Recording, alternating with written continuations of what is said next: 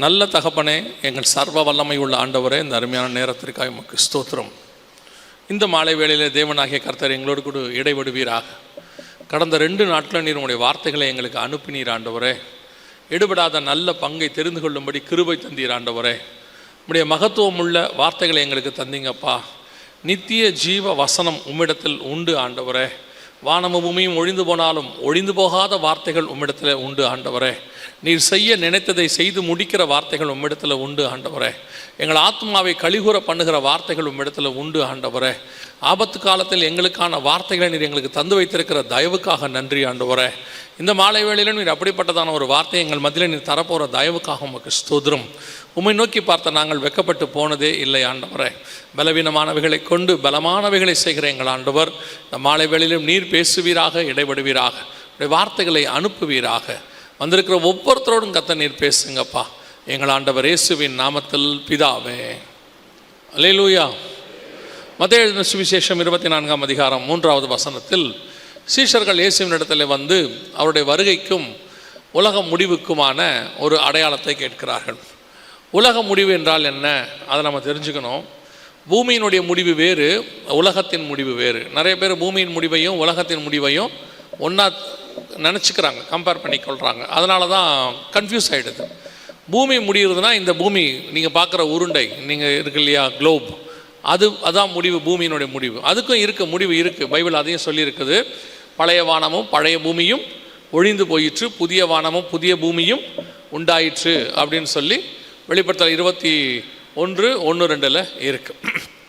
ஆனால் உலகத்தின் முடிவுனா என்ன? சீஷர்கள் இங்கே வந்து கேட்குறது என்னென்னா, ஆண்டவரை பார்த்து உம்முடைய வருகைக்கும் உலகத்தின் முடிவுக்கும், உலகம் அப்படின்னா என்னென்னா நம்மளை குறிக்குது, மக்கள் நம்மை குறிக்கிறது. ஒவ்வொரு யுகம் அப்படின்னு சொல்லுவாங்க. உதாரணமாக ஆதாம்லேருந்து நோவா வரைக்கும் ஒரு காலம், அதற்கு பிறகு ஒரு ஜலப்பிரளயம், திருப்பி ஒரு ரீஸ்டார்ட். நோவாலேருந்து இயேசு கிறிஸ்து வரைக்கும் ஒரு காலம். இந்த பூமியானது ஒரு ரீஸ்டார்ட் ஆகுது. என்னங்க ரீஸ்டார்ட் ஆச்சு? பழைய உடன்படிக்கையிலிருந்து புதிய உடன்படிக்கைக்கு ரீஸ்டார்ட் ஆகுது. ஸோ ஜனங்கள் முழுக்க அந்த எராவே நம்ம பிரிக்கிறோம் பாருங்கள், கிமு கிபி அப்படின்னு பிரிக்கிறோம். ஸோ அது ஒரு ரீஸ்டார்ட் மாதிரி. திருப்பி இப்போ 2000 வருஷம் ஆயிருக்குது, திருப்பி ஒரு ரீஸ்டார்ட் இருக்குது. அதுக்கப்புறமும் ஒரு 1000 வருட அரசாட்சி இருக்குது. அதுக்கப்புறம் கொஞ்சம் நாட்கள் இருக்கிறது. வேதத்தின் கணக்கின்படி நான் உங்களுக்கு சொல்கிறேன். அப்போ இதுதான் உலகத்தினுடைய முடிவு. ஒவ்வொரு காலகட்டத்திலும் அதை என்ன சொல்லுவாங்கன்னா, இந்த உலகமானது சமநிலை பிரமாணத்திலிருந்து தவறும் போது தன்னைத்தானே சரிப்படுத்தி கொள்ளும். இயற்கை பேரழிவு ஒன்று வரும், அது பூமியானது தன்னை சரிப்படுத்தி கொள்ளும்னு இயற்கையாக சொல்லுவாங்க, இயற்கை ஆர்வலர்கள் சொல்லுவாங்க. அந்த சமநிலை பிரமாணம் அப்படின்னு இருக்கு இல்லையா, அது தவறி போய் திருப்பி மீண்டும் இப்போ உங்களுக்கு பூமி அதிர்ச்சி இருக்கு இல்லையா, பூமி அதிர்ச்சி ஏன் வருது அப்படின்னு கேட்டிங்கன்னு சொன்னால் அதுக்கு நிறைய ரீசன்ஸ் இருக்குது. பொதுவாக நம்ம சொல்லக்கூடியது காமனாக இருக்க ஒரு ரீசன் என்னென்னா, இந்த பூமியானது பிளேட்டாக இருக்கும். பார்த்தீங்கன்னா பிளேட் அப்படின்னு சொல்லுவாங்க. ஒவ்வொரு பிளேட்டாக இருக்கும். மேலே பூமிக்கு மேலே நம்ம நிறைய இதெல்லாம் கட்டடங்கள்லாம் கட்டினதுனால இந்த மேல் பகுதி மெதுவாக சுற்றும், உள்ளே இருக்கிற பகுதி கொஞ்சம் அதோடைய ஸ்பீட்லேயே சுற்றும். மேல் பகுதி சில நேரத்தில் ஸ்லோவாக சுற்றும். அப்படி சுற்றும் போது மீண்டும் அது வந்து தன்னை ஜாயின் பண்ணிக்கொள்ளும். அந்த கீழே இருக்கிறது இப்படி இந்த ஸ்ப்ரிங் மாதிரி திருப்பி வந்து ரீசெட் ஆகும். அந்த ரீசெட் ஆகிறது தான் பூமி அதிர்ச்சி அப்படின்னு சொல்லுவாங்க ஒரு மெத்தடில். அந்த ரீசெட் ஆகிற ஸ்பீடு, அதுக்கு பேர் தான் வந்து ரிக்டர் அளவு அப்படின்னு நம்ம சொல்கிறோம். அந்த மாதிரி தான் அந்த ரீசெட். அது மாதிரி 2000 வருஷத்துக்கு ஒரு தடவை இந்த பூமியானது அந்த ரீசெட் பண்ணுறதுக்கு ஆண்டவர் வச்சுருக்கிறாரு. அந்த ரீசெட் பண்ணது தான் நம்ம வந்து நோவா காலத்தில் பார்க்குறோம், இயேசு காலத்தில் பார்க்குறோம், இயேசு கிறிஸ்துவின் காலத்தில் பார்க்குறோம். இப்போ நம்ம காலத்துலேயும் ஒன்று இருக்குது. அதனால தான் சீஷர்கள் வந்து கேட்குறாங்க, உம்முடைய வருகைக்கும் உலகத்தின் முடிவுக்கும் அடையாளம் என்ன அப்படின்னு சொல்லி கேட்குறாங்க. இப்போ இயேசு கிறிஸ்து அப்படி நடக்காதுன்னு சொல்லலை. இப்போ நம்ம தான் சொல்லிக்கிட்டு இருக்கிறோம், அப்படியெல்லாம் நடக்காது, சான்ஸே இல்லை, வாய்ப்பே இல்லை அப்படின்னு நம்ம சொல்கிறோம்ல. இயேசு அப்படி சொல்லலை. இயேசு அவர்களுக்கு பிரதியுத்தரமாக ஒரு சில அடையாளங்களை சொல்கிறார். குறிப்பாக 8வது வசனம் வரைக்கும் 7 அடையாளங்களை சொல்கிறார்.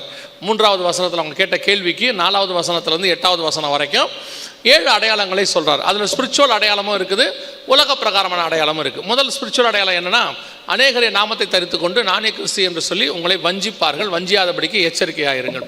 2வது உலக பிரகாரமான அடையாளம்னா யுத்தங்களின் செய்திகளையும் கேள்விப்படுவீர்கள். 3வது ஜனத்துக்கு விரோதமாய் ஜனம், 4வது ராஜ்யத்துக்கு விரோதமாய் ராஜ்யம், 5வது பஞ்சங்கள், 6வது கொள்ளை நோய்கள், 7வது பூமி அதிர்ச்சிகள். இது ஒரு பார்ட். அதற்கு பிறகு 8வது வசனத்துலேருந்து அடுத்த பார்ட் தொடங்குது. 14வது வசனம் வரைக்கும், 14லேருந்து திருப்பி 32 வரைக்கும் அடுத்த பார்ட். இப்படி பார்த்தீங்கன்னு சொன்னால் ஒவ்வொரு பார்ட்டாக நடக்க வேண்டிய சம்பவங்களை பிரித்து கொடுத்துருக்கிறார் ஆண்டவர். இப்போ நம்ம காலத்தில் நம்ம கண்ணுக்கு முன்னாடி நடக்கிற சில காரியங்களை தான் நாம் பார்க்க போகிறோம்.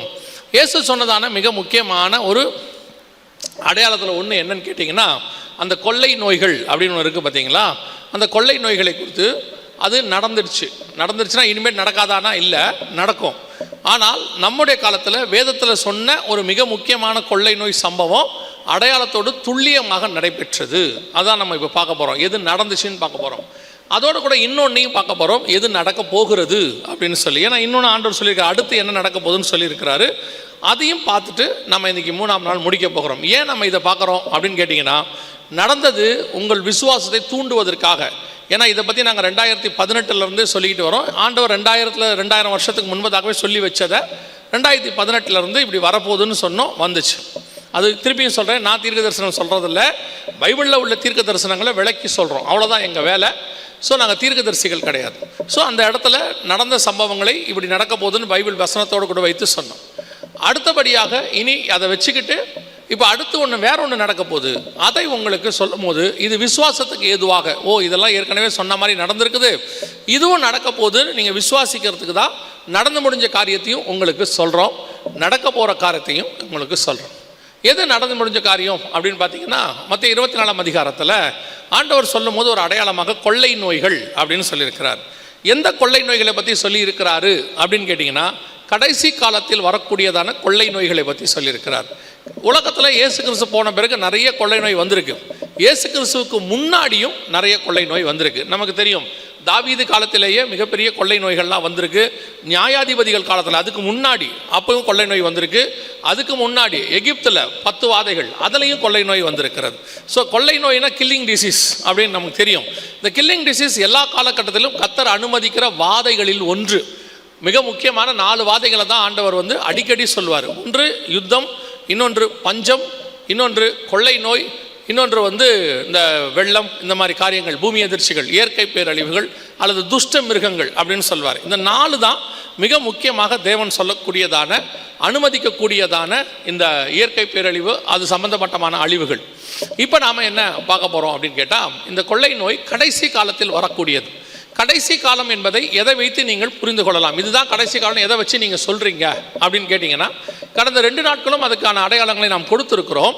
ஆனால் மிக துல்லியமாக ஒரு வசனத்தை நீங்கள் வாசித்து வச்சுக்கிட்டிங்கன்னா உங்களுக்கு அது யூஸ் ஆகும். நீங்கள் அண்டர்லைன் கூட பண்ணி வச்சுக்கலாம். யாராவது கேட்டாங்கன்னா இது கடைசி காலன்றதுக்கான அடையாளம். பொதுவாக கடைசி காலம் எப்போன்னு கேட்டிங்கன்னா, நமக்கு தெரியும், அப்போஸ்தலர் நடபடிகள் 2ஆம் அதிகாரத்தில் பரிசுத்த ஆவியானவர் ஊற்றப்படுறார். ஊற்றப்பட்ட உடனே வேதம் சொல்லுது, கடைசி காலத்தில் நடக்க வேண்டிய சம்பவங்கள்னு சொல்லப்பட்டது இங்கே நடக்குதுன்னு சொல்லி யோவேல் தீர்க்க தரிசன புஸ்தகத்தில் சொல்லப்பட்ட தீர்க்க தரிசனத்தை அங்கே பேதுரு எக்ஸ்பிளைன் பண்ணுறார். அவரே அங்கே பண்ணிட்டார். சரி, அங்கே ஆரம்பிச்சிருச்சு கொள்ளை நோய். இது கடைசி காலத்தினுடைய அடையாளம், அல்லது கடைசி காலம் அங்கேயே ஆரம்பிச்சிருச்சு. ஆனால் நம்ம காலத்தில் கடைசி காலத்துக்கான மிக முக்கியமான அடையாளம் என்ன அப்படின்னு கேட்டிங்கன்னா, ஓசியாவின் புஸ்தகம் 3ஆம் அதிகாரம் 5வது வசனத்தை நீங்கள் வாசிக்கும் போது, ஹோசியா 3:5 வாசிக்கும் பொழுது அங்கே ஒரு அடையாளத்தை சொல்கிறாரு. வாசிங்க பார்ப்போம் 3:5. பின்பு இஸ்ரவேல் புத்திரர் திரும்பி தங்கள் தேவனாகிய கர்த்தரையும் தங்கள் ராஜாவாகிய தாவீதையும் தேடி கடைசி நாட்களில் கர்த்தரையும் அவருடைய தயவையும் நாடி அஞ்சிக்கையாய் திரும்பி வருவார்கள். எப்போ இஸ்ரவேல் ஜனங்கள் உலகத்தினுடைய எல்லா பாகங்களிலும் இருந்து தங்கள் சுய தேசத்துக்கு திரும்பி வருகிறார்களோ அது கடைசி நாட்கள் அப்படின்னு அர்த்தம். 2000 வருஷமாக வராத இஸ்ரவேல் ஜனங்கள், கிபி 70 காணாமல் போனவர்கள், அதற்கு பிறகு 1918 48க்குள்ள இஸ்ரவேல் தேசத்துக்கு திரும்பி வர தொடங்கினார்கள். இப்போ வரைக்கும் வந்துக்கிட்டு இருக்கிறாங்க. 2021 வரைக்கும் அவங்க வந்தாங்க. இது கடைசி நாட்களுக்கான அடையாளம். என்ன அடையாளம்? இஸ்ரவேல்னு ஒரு தேசம் இருக்குது, இஸ்ரவேல்னு ஒரு ஜனங்க இருக்கிறாங்கன்னா இட்ஸ் அ லாஸ்ட் டேஸ், இது சைன் ஆஃப் லாஸ்ட் டே.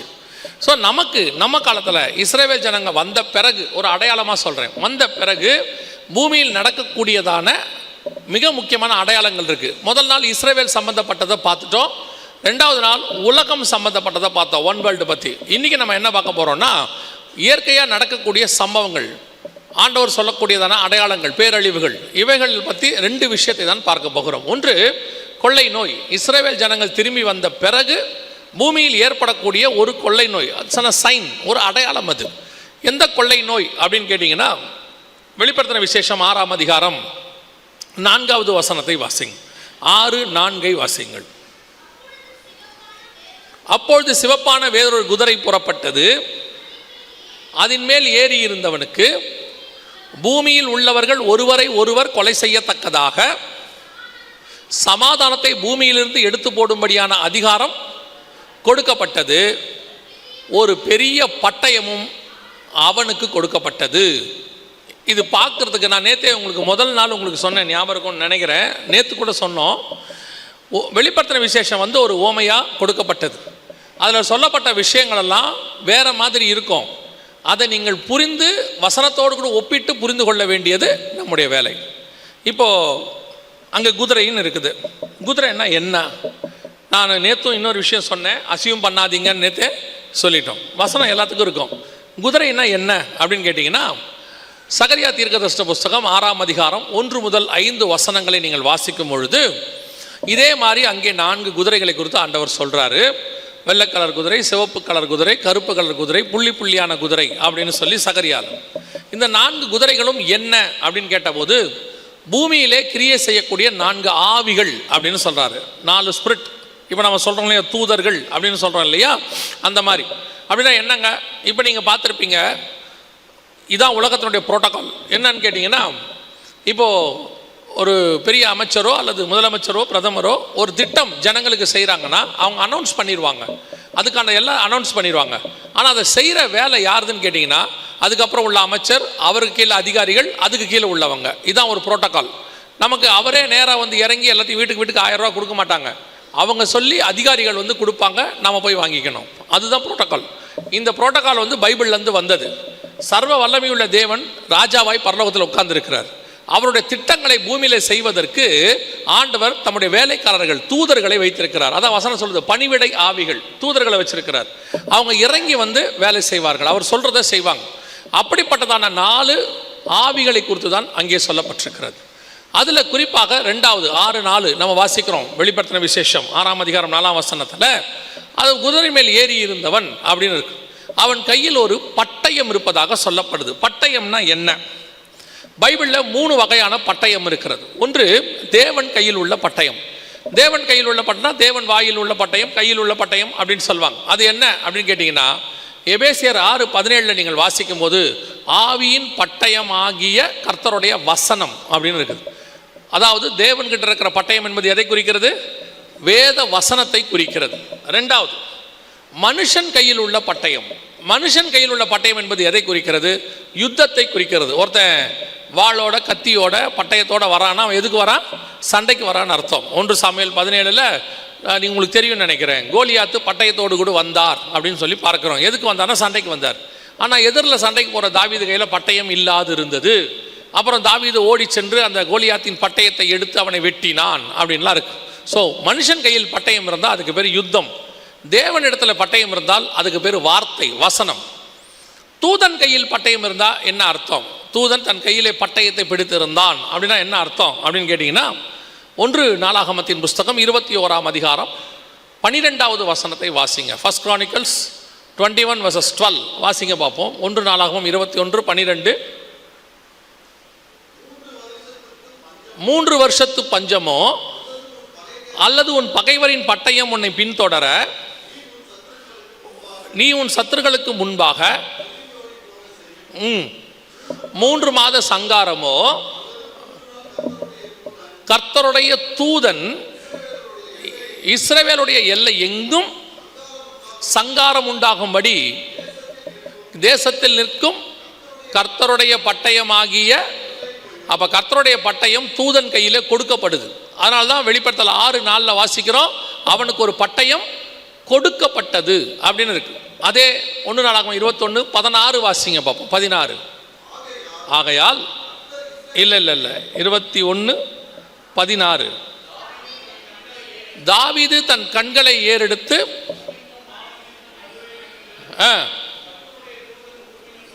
கர்த்தருடைய தூதன் உருவின பட்டயத்தை தன் கையில் பிடித்திருந்து நீட்டி இருக்க கண்டேன் அப்படின்னு இருக்கு. அது எதை பற்றி அப்படின்னு கேட்டிங்கன்னா, அந்த 14வது வசனத்துலேருந்து இருக்கு. அங்கே கொள்ளை நோய் வந்ததாக நாம் பார்க்கிறோம். அப்படிதானே இருக்குது, கொள்ளை நோய் வந்திருக்கு. அப்போ தூதன் கையில் உள்ள பட்டயம் என்பதற்கு என்ன அர்த்தம்? கொள்ளை நோய் அப்படின்னு அர்த்தம். இப்போ நீங்கள் வெளிப்படுத்தல் 6:4 வந்துருங்க. எல்லாத்துக்குமே வசனத்தில் விளக்கத்தை ஆண்டவர் கொடுத்தா வச்சிருக்கிறாரு. நம்ம வேலை வந்து கொஞ்சம் தேடி கண்டுபிடிச்சி ஆராய்ந்து படிக்கிறது, அவ்வளோதான். அதனால தான் ஆண்டவர் சொன்னார், வேத வசனத்தை ஆராய்ந்து பாருங்கள், அவைகள் ஜோடு இல்லாமல் இருக்காது அப்படின்னு சொன்னார். ஒவ்வொன்றுத்துக்கும் அதுக்கான விளக்கம் இன்னொரு இடத்துல இருக்கும் அப்படின்னு அர்த்தம். அப்போது தூதன் கையில் உள்ள பட்டயம் என்பதற்கு கொள்ளை நோய் அப்படின்னு இருக்கு. 6:4 வெளிப்படுத்தின விசேஷம் சொல்லுது, தூதன் கையில் ஒரு பட்டயம் கொடுக்கப்பட்டது, ஒரு கொள்ளை நோய் கொடுக்கப்பட்டது. அந்த கொள்ளை நோய் பூமியில் உள்ளவங்களை எப்படி கொலை செய்யும் அப்படிங்கிறதையும் அதே 6:4 ஆண்டவர் தெளிவாக கொடுத்துருக்கிறார். பூமியில் உள்ளவர்கள் ஒருவரை ஒருவர் கொலை செய்யத்தக்கதாக அப்படின்னு இருக்கு. எப்படி இருக்குது? இருக்கா? வசனம் இருக்குதா? அப்படியே இருக்குதா? 1 to 1 அப்படிதானே இருக்குது. ஒருவரை ஒருவர் கொலை செய்யத்தக்கதாக ஒரு கொள்ளை நோய். எவ்வளோ அழகான ப்ராஃபஸி பாருங்க. அதனால தான் வேதம் சொல்லுது, நான் என்னுடைய மகத்துவங்களை அவர்களுக்கு எழுதி கொடுத்தேன். எவ்வளோ 2000 வருஷத்துக்கு முன்னாடி பத்ம தீவில் யோவானுக்கிட்ட சொல்கிறாரு, கடைசி நாட்களில் இஸ்ரவேல் ஜனங்கள் வந்த பிறகு ஒரு கொள்ளை நோய் வரும். அந்த கொள்ளை நோய் எப்படி ஜனங்களை பூமி முழுக்க, அதான் ரொம்ப முக்கியம், உங்களுக்கு தெரியும் நினைக்கிறேன். சில கொள்ளை நோய் வரும், கில்லிங் டிசீஸ், சில கான்டினென்ட்ஸில் மட்டும் வரும், சிலது வரும் சில கண்ட்ரீஸில் மட்டும் வரும், ஒரு சிலது வரும் அது ஒரு சில ஸ்டேட்ஸில் மட்டும் வரும். இப்போ நம்ம மெட்ராஸை இப்படிலாம் சொல்கிறோம் பாருங்க, அது சில ஸ்டேட்டில் வரும். இப்போ சிலருக்கு எபோலா இதெல்லாம் பார்த்தீங்கன்னா ஆப்பிரிக்காவில் இந்தியாவில் மட்டும் வரும். ஆனால் ஒரு சில கொள்ளை நோய் உலகம் முழுக்க வரும், வேர்ல்டு வைட். அது இஸ்ரவேல் ஜனங்க வந்த பிறகு ஒரு கொள்ளை நோய் பூமியில் உள்ளவர்கள் வேர்ல்டு வைடு, திருப்பியும் சொல்கிறேன், இந்த எர்த் முழுக்க உலகத்தில் அஃபிஷியலாக 185லேருந்து 192 நாடு இருக்குது. ஐநாவில் வந்து ரிஜிஸ்டர் பண்ணதில் மோர் தென் 185 இருக்குது. இந்த ரிஜிஸ்டர் பண்ணப்பட்ட அத்தனை நாடுகளிலும் 2 தீவுகளை தவிர அத்தனை நாட்டுக்கும் ஒரு கொள்ளை நோய் வந்துச்சு அப்படின்னு சொன்னீங்கன்னா, இஸ்ரவேல் ஜனங்க வந்த பிறகு ஆஃப்டர் 1948 வந்துச்சுன்னா ஒரே ஒரு கொள்ளை நோய் தான் வந்திருக்கு.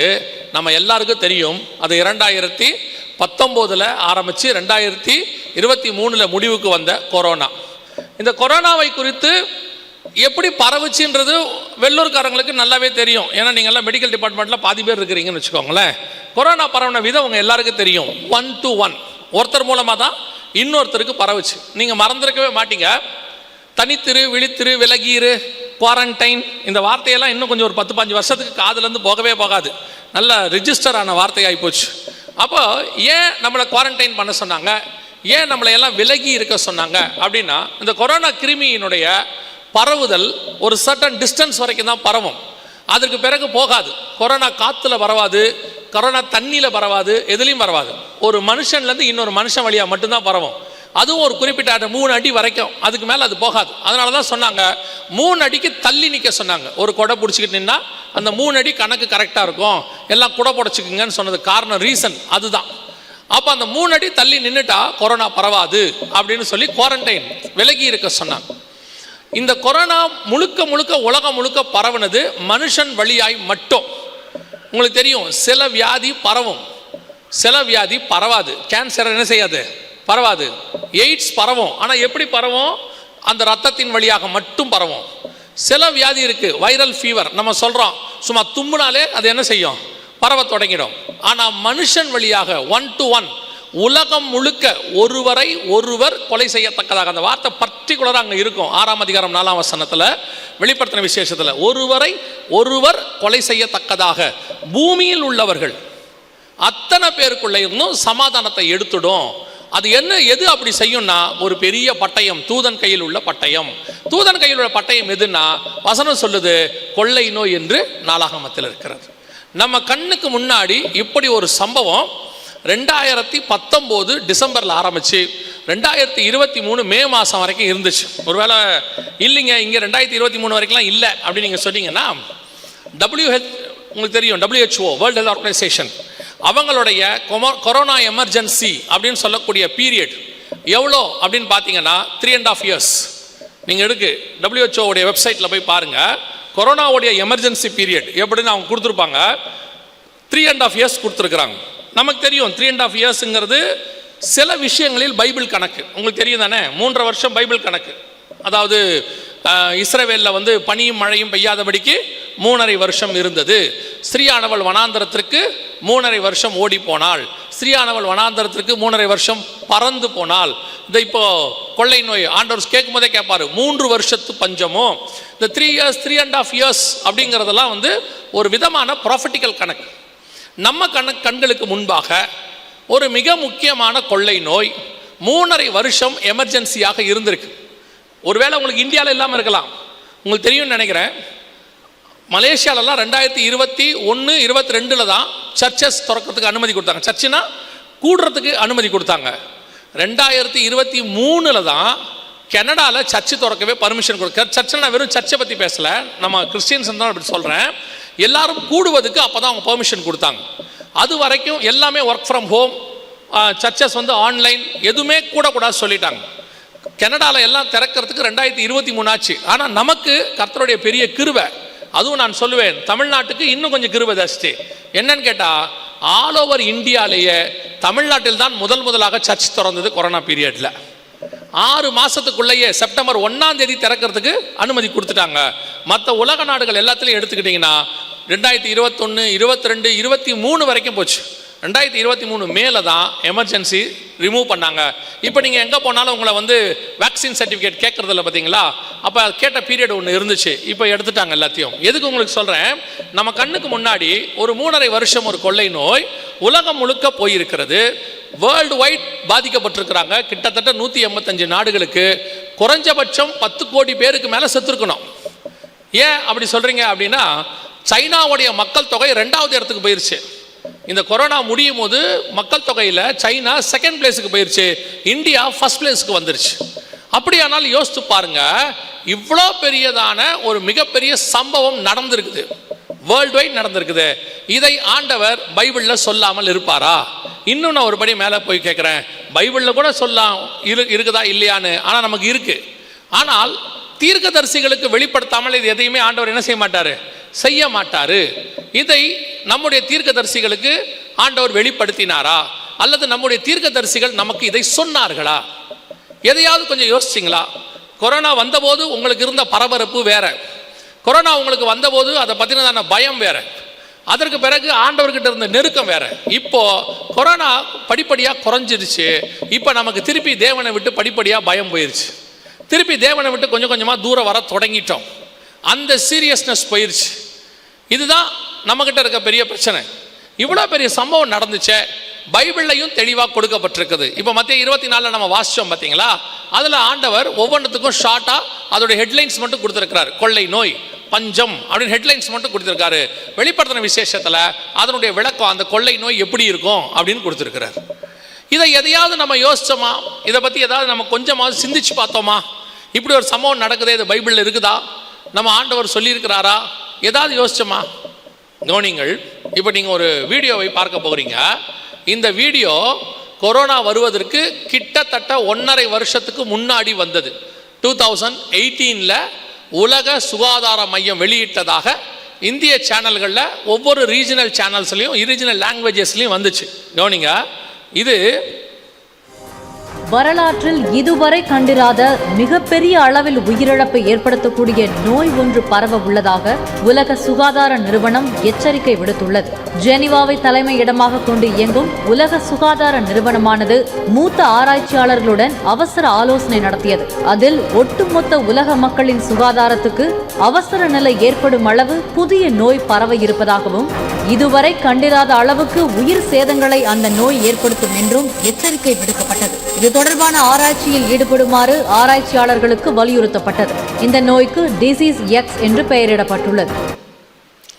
இது 2018 WHO வேர்ல்டு ஹெல்த் ஆர்கனைசேஷன் வெளியிட்டதான நியூஸின் அடிப்படையில் வந்ததான செய்தி.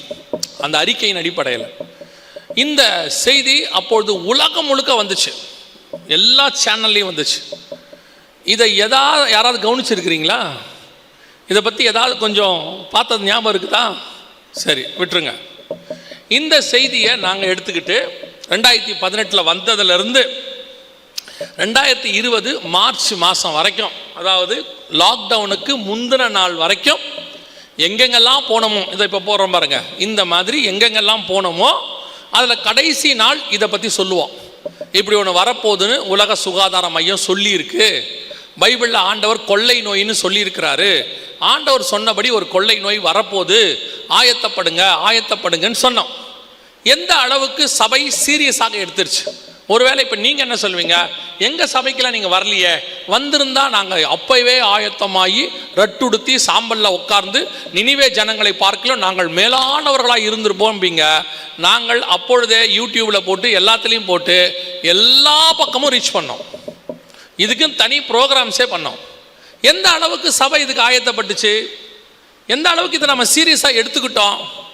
இதுக்கு நீங்கள் ஆயத்தப்பட்டிருந்தால் எவ்வளோ நலமாக இருந்திருக்கும். எப்படிங்க கொரோனாவுக்கு போய் என்ன ஆயத்தப்படுறது? சரி, கொள்ளை நோய் வருதுன்ட்டாங்க, இதுக்கு ஆயத்தப்படுறதுக்கு என்ன இருக்குது? இன்னை வரைக்கும் மெடிசன் கிடையாது, வேக்சின் தான் இருக்குது. ஆயத்தம்னா என்ன அப்படின்னு கேட்டிங்கன்னா, கவனிங்க, இதில் இந்த கொரோனா வர்றதுன்னு கேட்டு நினிவே ஜனங்க மாதிரி நம்மளும் ஆண்டவரே அப்படின்னு சொல்லியிருந்து நீங்கள் ஆயத்தப்பட்டிருந்தீங்கன்னா என்ன நடந்திருக்கும் தெரியுமா? ஜெபத்தில் தரித்திருந்தீங்கன்னா, இதுக்காக நீங்கள் ஜெபம் பண்ணியிருந்தீங்கன்னா 2 காரியம் கண்டிப்பாக நடந்திருக்கும். ஒன்று, இந்த கொரோனாவுக்கு மெடிசன் இன்ன வரைக்கும் கிடையாது. ஆனால் இந்த மெடிசன் ஒரே ஒரு இடத்தில் இருந்துச்சு. எங்கன்னா சர்ச்சுக்குள்ள மட்டும் இருந்துச்சு, சபைக்குள்ள மட்டும் இதுக்கான மெடிசன் இருந்துச்சு. எங்கே இருந்துச்சு அப்படின்னு கேட்டிங்கன்னா, 2000 வருஷமாக சர்ச்சு பிரசங்கம் பண்ணது என்ன தெரியுமா? குருடர்கள் பார்வை அடைகிறார்கள், செவிடர்கள் கேட்கிறார்கள், முடவர்கள் நடக்கிறார்கள், மரித்தோர் உயிர்ப்பிக்கப்படுகிறார்கள், வியாதியஸ்தர்கள் சுகமாக்கப்படுகிறார்கள். இதைத்தான் சபை சொல்லி சொல்லி சொல்லி போஸ்டர்லேருந்து பேனர்லேருந்து எல்லாம் போட்டு சுகமளிக்கிற திருவிழா, சுகமளிக்கிற பெருவிழா, நடத்தாத விழாவே கிடையாது. எல்லா விழாவும் நடத்தியாச்சு. சரி, சுகமாயிருக்கா? ஆயிருக்கு. கேன்சர்லேருந்து எய்ட்ஸ்லேருந்து எத்தனையோ பேருக்கு சுகமாயிருக்குது. சாட்சிகள் நம்மக்கிட்ட இருக்கு. இந்த 2000 வருஷம் நம்ம காலத்துலேயும் எவ்வளவோ நடந்திருக்கு. ஆனால் ஏன் கொரோனாவில் மட்டும் இது ஆக்டிவேட் ஆகலை? கொரோனாவில் மட்டும் ஏன் ஒன்றுமே நடக்கலை? எத்தனை சாட்சி நமக்கு வேணும்? எத்தனை பேரை ஊழியர்கள் உயிரோடு கூட எழுப்பியிருக்கிறாங்க? எத்தனை பேரை ஆண்டவர் சுகமாக்கி இருக்கிறார்? நமக்கே தெரியும். எத்தனை தீர்க்கதரிசிகள் இருக்கிறாங்க. நான் எப்பவும் சொல்லுவேன், எந்த நாட்டுக்கும் இல்லாத அளவுக்கு பெரிய ஆசீர்வாதம் தமிழ்நாட்டுக்கு உண்டு. என்னன்னு கேட்டிங்கன்னா, சென்னையிலேருந்து கன்னியாகுமரி வரைக்கும் தீர்க்கதரிசிகள் மட்டுமே 500 பேருக்கு மேலே இருக்கிறாங்க. எல்லா ரேஞ்சிலையும் இருக்கிறாங்க. 50 ரூபாலேருந்து 5000 ரூபா வரைக்கும் இருக்காங்க. நீங்கள் கேட்டிங்கன்னா டோர் டெலிவரி கூட இருக்குது. தீர்க்க தரிசனம் வீட்டுக்கே வந்து கூட சொல்லிட்டு போயிடுவாங்க. அந்த மாதிரி வகை வகையாக தீர்க்கதரிசி இருக்கிறாங்க. நீங்கள் போய் பார்க்குற தீர்க்கதரிசியும் இருக்குது, உங்களை வந்து பார்க்குற தீர்க்கதரிசியும் இருக்குது, ஹோட்டலில் போய் பார்க்குற தீர்க்கதரிசியும் இருக்குது, டீ கடையில் பார்க்குற தீர்க்கதரிசியும் இருக்குது. எல்லா ரேஞ்சிலையும் தீர்க்கதரிசி தமிழ்நாட்டில் இருக்கிறாங்க. ஒருத்தராவது சொன்னாங்களா இப்படி ஒரு கொரோனா வரப்போகுதுன்னு சொல்லி? எத்தனை சுகமளிக்கிற ஊழியர்கள் இருக்கிறாங்க. பேனரில் பேரே போட்டிருக்கிறாங்க, 9 வரம் பெற்றவர். 1 2 கூட இல்லை, 9 அவர்கிட்டே இருக்குது. அந்த மாதிரி எத்தனை பேர் வந்தாங்க? எவ்வளோ சுகமளிக்கிற காரியங்கள்லாம் நடத்தணும்.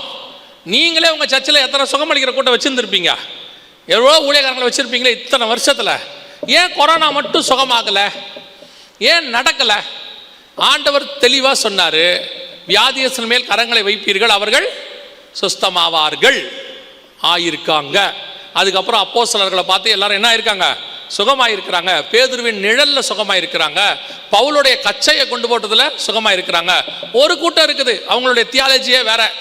அதெல்லாம் அற்புதம் கிடையாது, அடையாளம் கிடையாது, அதெல்லாம் சும்மா அப்படிம்பாங்க. பைபிளில் உள்ளதான் தியாலஜி. பைபிளுக்கு வெளியே தியாலஜி ஒன்று சொல்லிச்சுன்னா அது தியாலஜி கிடையாது. பைபிளுக்கு எது ஒத்து போகிறதோ அதான் சரி. பைபிளை தாண்டி ஒருத்தர் ஒன்று சொல்றாருன்னா அந்த தியாலஜியை ஏற்றுக்கொள்ளக்கூடாது. இப்போ அற்புதம் இல்லை, அடையாளங்கிற தியாலஜிலாம் வந்துருச்சு. நோ மிராக்கிள்ஸ் அப்படின்னு சொல்றவங்கலாம் வந்துட்டாங்க. ஆனால் தெரிஞ்சுக்கொள்ளுங்க, அற்புதம் உண்டு, அதிசயம் உண்டு. கர்த்தர் இன்றும் செய்ய வல்லமை உள்ளவராக இருக்கிறார். ஆனால் ஏன் கொரோனாவில் நடக்கலை? இதுக்கு ஒரே ஒரு ஃபார்முலா இருக்குது. அந்த ஃபார்முலா உள்ளவங்களுக்கு தான் இது நடக்கும். ஆண்டவர் தெளிவாக சொன்னார், விசுவாசிக்கிறவர்களால் நடக்கிற அடையாளங்களாவன. இது எல்லாம் யாரால நடக்கும்? விசுவாசியால நடக்கும். விசுவாசிக்கிறவங்களால தான் நடக்கும். அந்த இடத்துல ஆண்டவர் விசுவாசி, ஆவிக்குரியவன், அப்புறம் ஊழியக்காரர்னு பிரித்து சொல்லலை. அவர் ஒரே ஒரு கனி எதிர்பார்க்கிறார். என்ன கனினா? விசுவாசம். அது இருந்தா இது நடக்கும். இது நடக்கலை. அப்போ என்ன அர்த்தம்? சபைக்குள்ள என்ன இல்லை? விசுவாசம் இல்லைன்னு அர்த்தம். அவ்வளோதான். இப்போ நாமெல்லாம் விசுவாசத்தை விட்டு போய் ரொம்ப நாள் ஆயிடுச்சு. பேர் இருக்கு, அதில் ஒன்றும் தப்பே இல்லை. கருப்பாக இருக்கிறவனுக்கு வெள்ளச்சாமின்னு பேர் இருக்கிற மாதிரி விசுவாசமே இல்லாதவனுக்கு விசுவாசின்னு பேர் நம்ம வச்சிருக்கிறோம். எல்லாம் விசுவாசி தான். என்ன விசுவாசி? ஆண்டவர் என்னை பணக்காரன் ஆக்குவார் என்று விசுவாசிக்கிறேன். ஆண்டவர் எனக்கு வீடு கொடுப்பார் என்று நான் விசுவாசிக்கிறேன். ஆண்டவர் எனக்கு டபுள் பெட்ரூம் கொடுப்பார் என்று விசுவாசிக்கிறேன். ஆண்டவர் எனக்கு பச்சை கலர்ல கார் கொடுப்பார் என்று விசுவாசிக்கிறேன். இப்ப நாமெல்லாம் அந்த விசுவாசி. எந்த விசுவாசி? ஆண்டவர் சொல்ற விசுவாசம் வேற. மலையை பார்த்து பெயர்ந்து போ என்றால் மலை சமுத்திரத்தில் போகும். அந்த விசுவாசம் இப்ப இல்லை, அதுக்கு நம்ம கிட்ட கிடையாது. அதான் வசனம் சொல்லுது, மனுஷகுமாரன் வரும்போது என்னத்தை காண்பாரோ? விசுவாசத்தை காண்பாரோ. விசுவாசனா என்ன? நம்பப்படுதல் மேல் உறுதியும் காணப்படாதல் மேல் நிச்சயம். இது என்ன காலம் தெரியுமா? நீங்க எதை சொன்னாலும் என்ன ப்ரூஃப் அப்படின்னு கேட்குற காலம் இது. எதை வேணாலும் சொல்லுங்க. அடுத்த கேள்வி எங்க வந்திருக்கு? ஃபேஸ்புக்லையா, வாட்ஸ்அப்லையா, ட்விட்டர்லையா, எதுல வந்திருக்குது அப்படி கேட்குற காலம். ஏன்னா பார்த்தா தான் நம்புவேன் அப்படின்னு சொல்றவங்க நம்ம இந்த ஜெனரேஷன். அது நம்ம அதை நம்ம நாலேஜ் ஆக்கிட்டோம். எது நாலேஜ்? ஏங்க ஒரு ப்ரூஃப் இல்லாமல் எப்படி நம்ப சொல்றீங்க? அப்புறம் அது எப்படி நம்ம நம்புறது? அதுக்கு அறிவு வேணாமா? அறிவாளி என்ன செய்வான்? பார்த்தா தானே நம்புவான். அறிவாளி பார்த்தா தான் நம்புவான். ஆனா தேவ மனுஷன் விசுவாசிப்பான். அவன் பார்க்க வேண்டிய அவசியமே இல்லை. நீயோ கண்டு விசுவாசிக்கிறாய், காணாமல் விசுவாசிக்கிறவன் தான் பாக்கியவான். இன்னைக்கு சபைகளுக்குள்ள மிஸ் ஆகிற மிக முக்கியமான விஷயம் என்ன தெரியுமா? விசுவாசம். ஏன்னா இப்ப நம்ம எல்லாம் ப்ரூஃபுக்கு போயிட்டோம். எதுக்கானாலும் ப்ரூஃப். ஏங்க இந்த மாதிரி இயேசு கிறிஸ்து வரப்போறாரா, இந்த மாதிரி காரியங்கள்லாம் நடக்குதா, அப்படியா, உடனே அவனுக்கு ஃபார்வர்ட் பண்ணுங்க. இயேசு கிறிஸ்து வராருங்கிறது எப்படி ஃபார்வர்ட் பண்றது? இயேசு கிறிஸ்து என்ன ட்ரெய்லர் போட்டுட்டு வருவாரா? இதோ 1.5 நிமிஷம் ட்ரெய்லர் போட்டு ராஜா வருகிறார் அப்படின்னு ஒரு ட்ரெய்லர் கொடுப்பாரா? எப்படி உங்களுக்கு ஃபார்வர்ட் பண்றது? இயேசு வருவாருங்கிறத விசுவாசிச்சா தானே போக முடியும். இயேசு கிறிஸ்துவின் ரத்தம் உங்கள் பாவங்களை மன்னிக்கிறது. இது எதன் அடிப்படையில்? விசுவாசத்தின் அடிப்படையில். ஆமா தானே? லென்த் டேஸ் கொண்டாடுறீங்க. இயேசு கிறிஸ்து வந்தார், சிலுவையில் அறையப்பட்டார், மரித்தார், உயிரோடு கூட எழுந்தார். எதன் அடிப்படையில்? விசுவாசத்தின் அடிப்படையில். புக்கில் எழுதி வச்சிருக்கு பைபிள்ல, நம்ம நம்புறோம், விசுவாசிக்கிறோம். அதன் அடிப்படையில். நம்ம யாராவது பார்த்தோமா இயேசுநாதர் சிலுவையில் அறையப்பட்டதை? ஆனால் விசுவாசிக்கிறோம், இயேசு சிலுவையில் அறையப்பட்டார். அவர் சொன்னது எல்லாம் தெளிவா இருக்கு பைபிள்ல. அவர் என் பாவத்தை மன்னிக்கிறார்னு விசுவாசிக்கிறோம். நமக்கு பாவ மன்னிப்பு கிடைக்குது.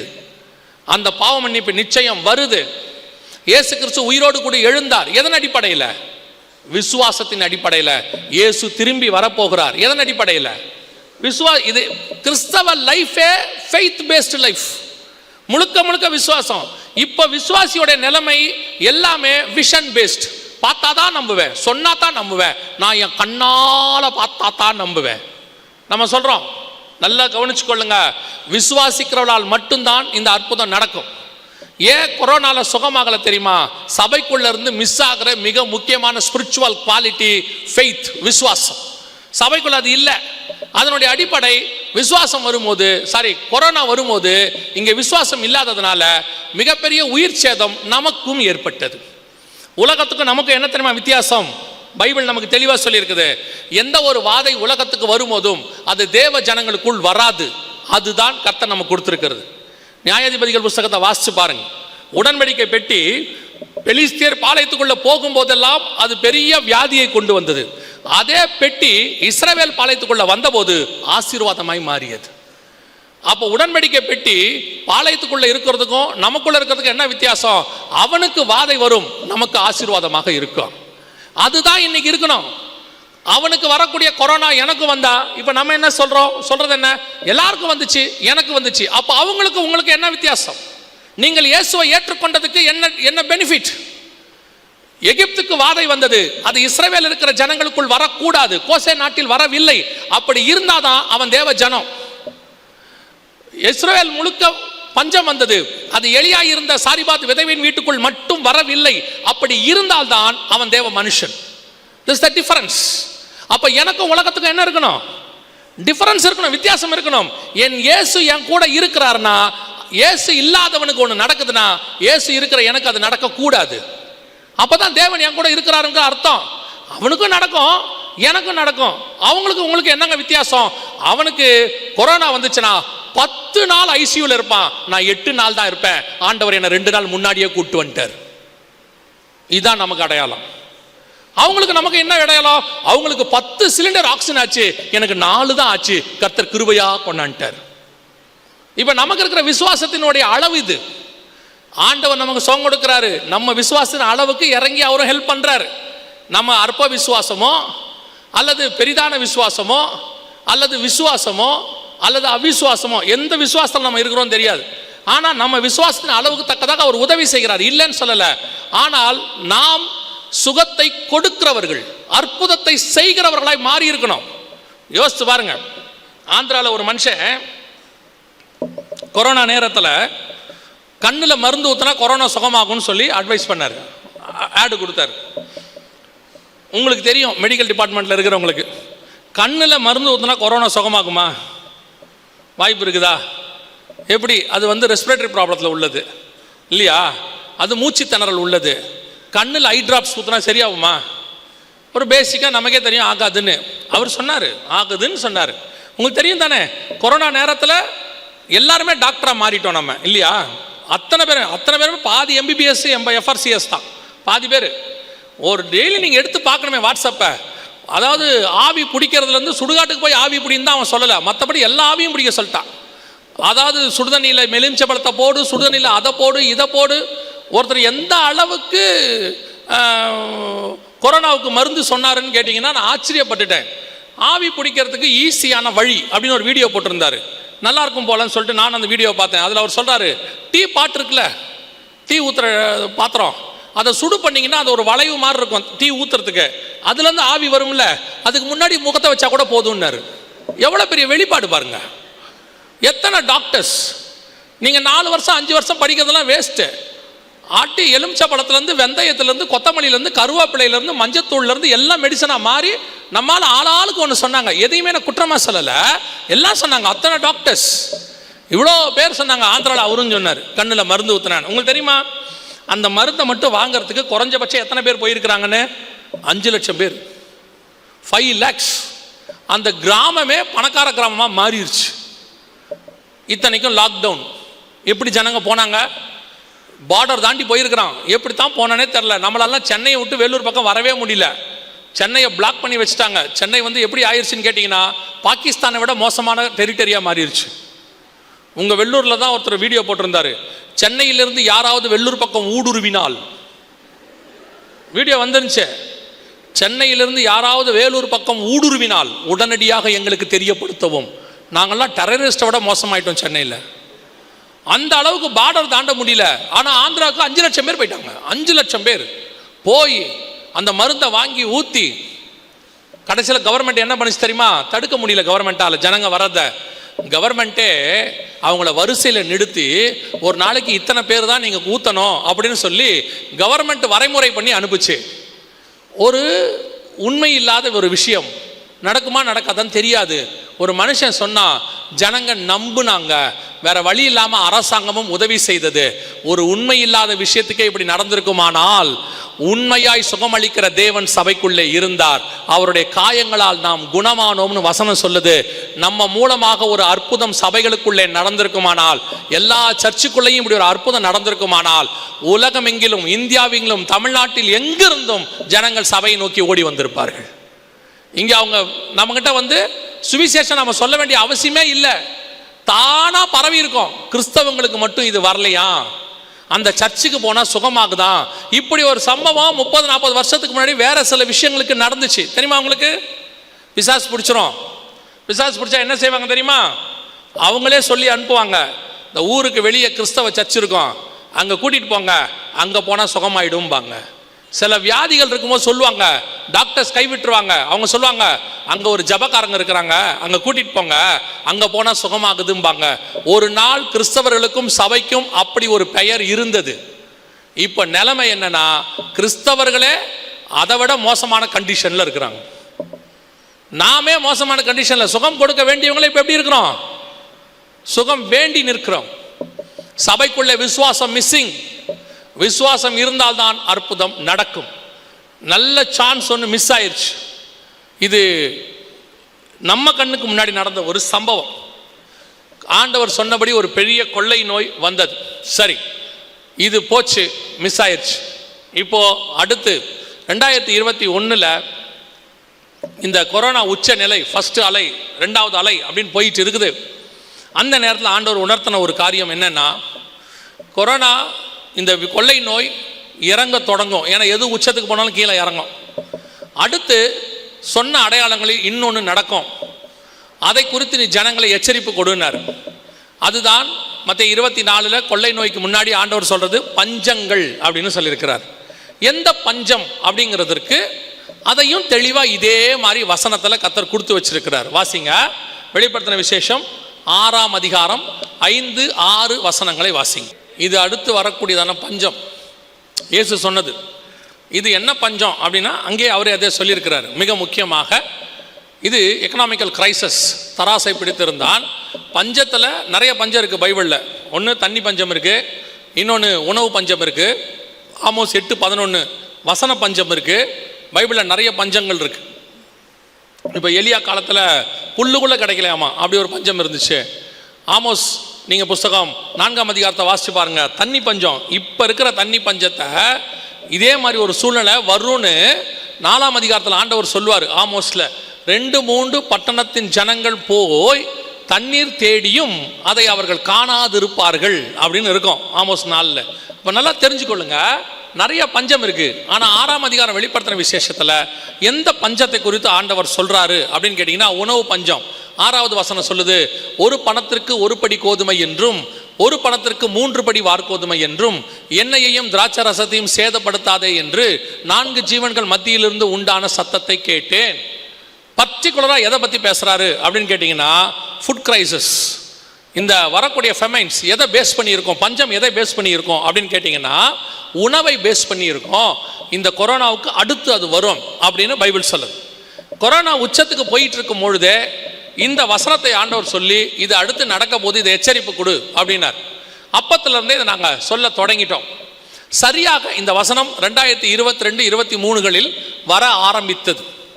உணவு பஞ்சம் கொஞ்சம் கொஞ்சமாக ஆரம்பிச்சிச்சு. ஹைத்தி, மடகஸ்கர் அந்த மாதிரி பகுதிகளில் உணவு பஞ்சம் ஸ்டார்ட் ஆயிடுச்சுன்னு யூஎன்ல சொல்லிட்டாங்க. யுனைடெட் நேஷன் ஆர்கனைசேஷன் அவங்க சொல்லிட்டாங்க. இந்த மாதிரி இதுதான் அவங்க சொன்னது, உணவு பஞ்சம் ஸ்டார்ட் ஆயிடுச்சு அப்படின்னு. ஹைத்தி பகுதி, மடகஸ்கர் பகுதியிலலாம் உணவு பஞ்சம் ஸ்டார்ட் ஆயிடுச்சுன்னு 2020 அவங்க சொல்ல ஆரம்பிச்சிட்டாங்க. இது ஹைத்தியில். இதுவும் அவங்க அப்பயே சொல்லிட்டாங்க, ஃபெமைன் ஃபுட் லெஜெண்ட்ஸ் இவங்க அதை போய் போட ஆரம்பிச்சிட்டாங்க. ஆனால் இதையெல்லாம் தாண்டி இதை நாங்கள் சொன்னாலும் அப்போ நார்மலாக எடுத்துக்கிட்டாங்க. சரியா 2022 மே மாசத்துல மிகப்பெரிய உணவு பஞ்சம் ஸ்ரீலங்காவில் வந்துச்சு. இங்க இருக்கு பாருங்க, உணவு பஞ்சம் ஸ்ரீலங்காவில் வந்துச்சு. நாடே திவாலாயிருச்சு. ஸ்ரீலங்காவில் திவாலாறு அந்த உணவு பஞ்சம் வர ஆரம்பித்த பிறகுதான் கொஞ்சம் நம்ம ஆட்களுக்கு, இந்திய ஜனங்களுக்கு அவேர்னஸ். ஓ ஆமாம் பஞ்சம் வருது போல. அடுத்து பாகிஸ்தான், அடுத்து ஆப்கானிஸ்தான், இந்த சார்க் நாடுகள்னு சொல்லுவாங்க, தெற்காசிய நாடுகள்னு சொல்லுவாங்க, சவுத் ஏஷியன் கண்ட்ரிஸ், இவங்க எல்லாருக்கும் பஞ்சம் வர ஆரம்பிச்சிருச்சு வேர்ல்டு வைட். இது அப்படியே கொஞ்சம் கொஞ்சமாக பரவி ஐரோப்பா, அமெரிக்கா வரைக்கும் போயிடுச்சு. இப்போவும் இருக்கு உணவு பஞ்சம். உங்களுக்கு இங்கே மே மாதம் வரைக்கும் எதுவுமே தெரியாது. மே மாதம் வரைக்கும் உங்களுக்கு இங்கே என்ன பஞ்சம் இருக்குதுன்னு உங்களுக்கு தெரியவே தெரியாது. மே மாதம் 20, 22 இல்லைன்னா ஜூன் மாதத்துக்கு அப்புறம் உங்களுக்கு தெளிவாக என்ன செஞ்சிடும், தெரிய தொடங்கிடும். என்ன பஞ்சம் வரப்போகுது அப்படின்னு உங்களுக்கு தெரிய தொடங்கிடும். அதுக்கு காரணம் என்னன்னு நீங்களே யூகிச்சு கண்டுபிடிச்சிக்கோங்க. ஏன் மே மாதம் வரைக்கும் தெரியாது, ஜூன் மாதம் வரைக்கும் தெரியாது, ஏன் ஜூன் மாதத்துலேருந்து தெரியுங்கிறத நீங்கள் அப்புறமா உட்காந்து 3 நாள் உபவாசம் போட்டுலாம் தேட வேண்டாம். கொஞ்சம் அறிவை யூஸ் பண்ணால் நீங்களே கண்டுபிடிச்சிக்கலாம். சரியா? இப்போ உங்களுக்கு எதுவுமே தெரிய வராது. அப்போது இங்கே உணவு பஞ்சம் ஸ்ரீலங்காவில் போயிட்டே இருக்கு, மிகப்பெரிய உணவு பஞ்சம். இந்த உணவு பஞ்சத்துலேயும் பர்டிகுலராக ஒரு பொருளை ஆண்டவர் சொல்கிறார் பாருங்க. இந்த வசனம்லாம் 1900 இயர்ஸ்க்கு முன்னாடி உள்ளது. 6வது வசனத்தில் சொல்றார் பாருங்க, 1 பணத்திற்கு 1 படி கோதுமை என்றும் 1 பணத்திற்கு 3 படி வார்கோதுமை. ஒரு பணம்னா அன்னைக்கு உள்ள அளவு எவ்வளோ தெரியுமா? உங்களுக்கு தெரிஞ்சிருக்கும்னு நினைக்கிறேன். 5000 பேர் வந்துட்டாங்க மீட்டிங்க்கு, இயேசுநாதர் மீட்டிங்க்கு. வெறும் புருஷர் மட்டும், ஆண்கள் கணக்கு மட்டும் 5000, பெண்கள் கணக்கு, பிள்ளைகள் கணக்கு அங்கே இல்லை. என்னுடைய கணக்கு நான் ஒரு தோராயமாக அசம்ஷன், ஒரு ஃபேமிலியாக வந்திருப்பாங்கன்னு வச்சுக்கோங்க, எல்லாம் சேர்த்து ஒரு 20,000 பேர் இருக்கணும். ஏன்னா 5000 பெண்கள், வீட்டுக்கு 2 பிள்ளைகள் சொன்னாலும் அது ஒரு 10,000 ஆச்சு. அந்த காலத்தில் எல்லாம் 8, 10ன்னு இருந்துச்சு. நாம் இருவர் நமக்கு இருவர் கணக்கிலே போட்டோன்னு வச்சுக்கோங்களேன், நம்ம கணக்குக்கு போட்டாலே ஒரு 10,000லேருந்து 20,000 பேர் வந்திருக்கணும். இவ்வளோ பேருக்கும் சாப்பாடு கொடுக்க சொல்லி இயேசு சொல்கிறாரு. சீஷர்கள் வந்து கேட்குறாங்க, அவர்களுக்கு உணவு இல்லை. இயேசு சொன்னார், நீங்களே கொடுங்கள். அவன் சொல்கிறான், நாங்கள் எங்கே போவோம், இவ்வளோ பேருக்கு எவ்வளோ ஆகும் அப்படின்னா 200 பணம் ஆகும் என்று சொன்னான். ஒரு 20,000 பேருக்கு சாப்பாடு போடுறதுக்கு எவ்வளோ ஆகும்? 200 பணம். அப்போது ஒரு பணத்தில் எவ்வளோ பேருக்கு சாப்பாடு போடலாம்? யாராவது மேக்ஸில் ஸ்ட்ராங்கானவங்க இருக்கீங்களா? நான் ரொம்ப வீக்கு மேக்ஸில்.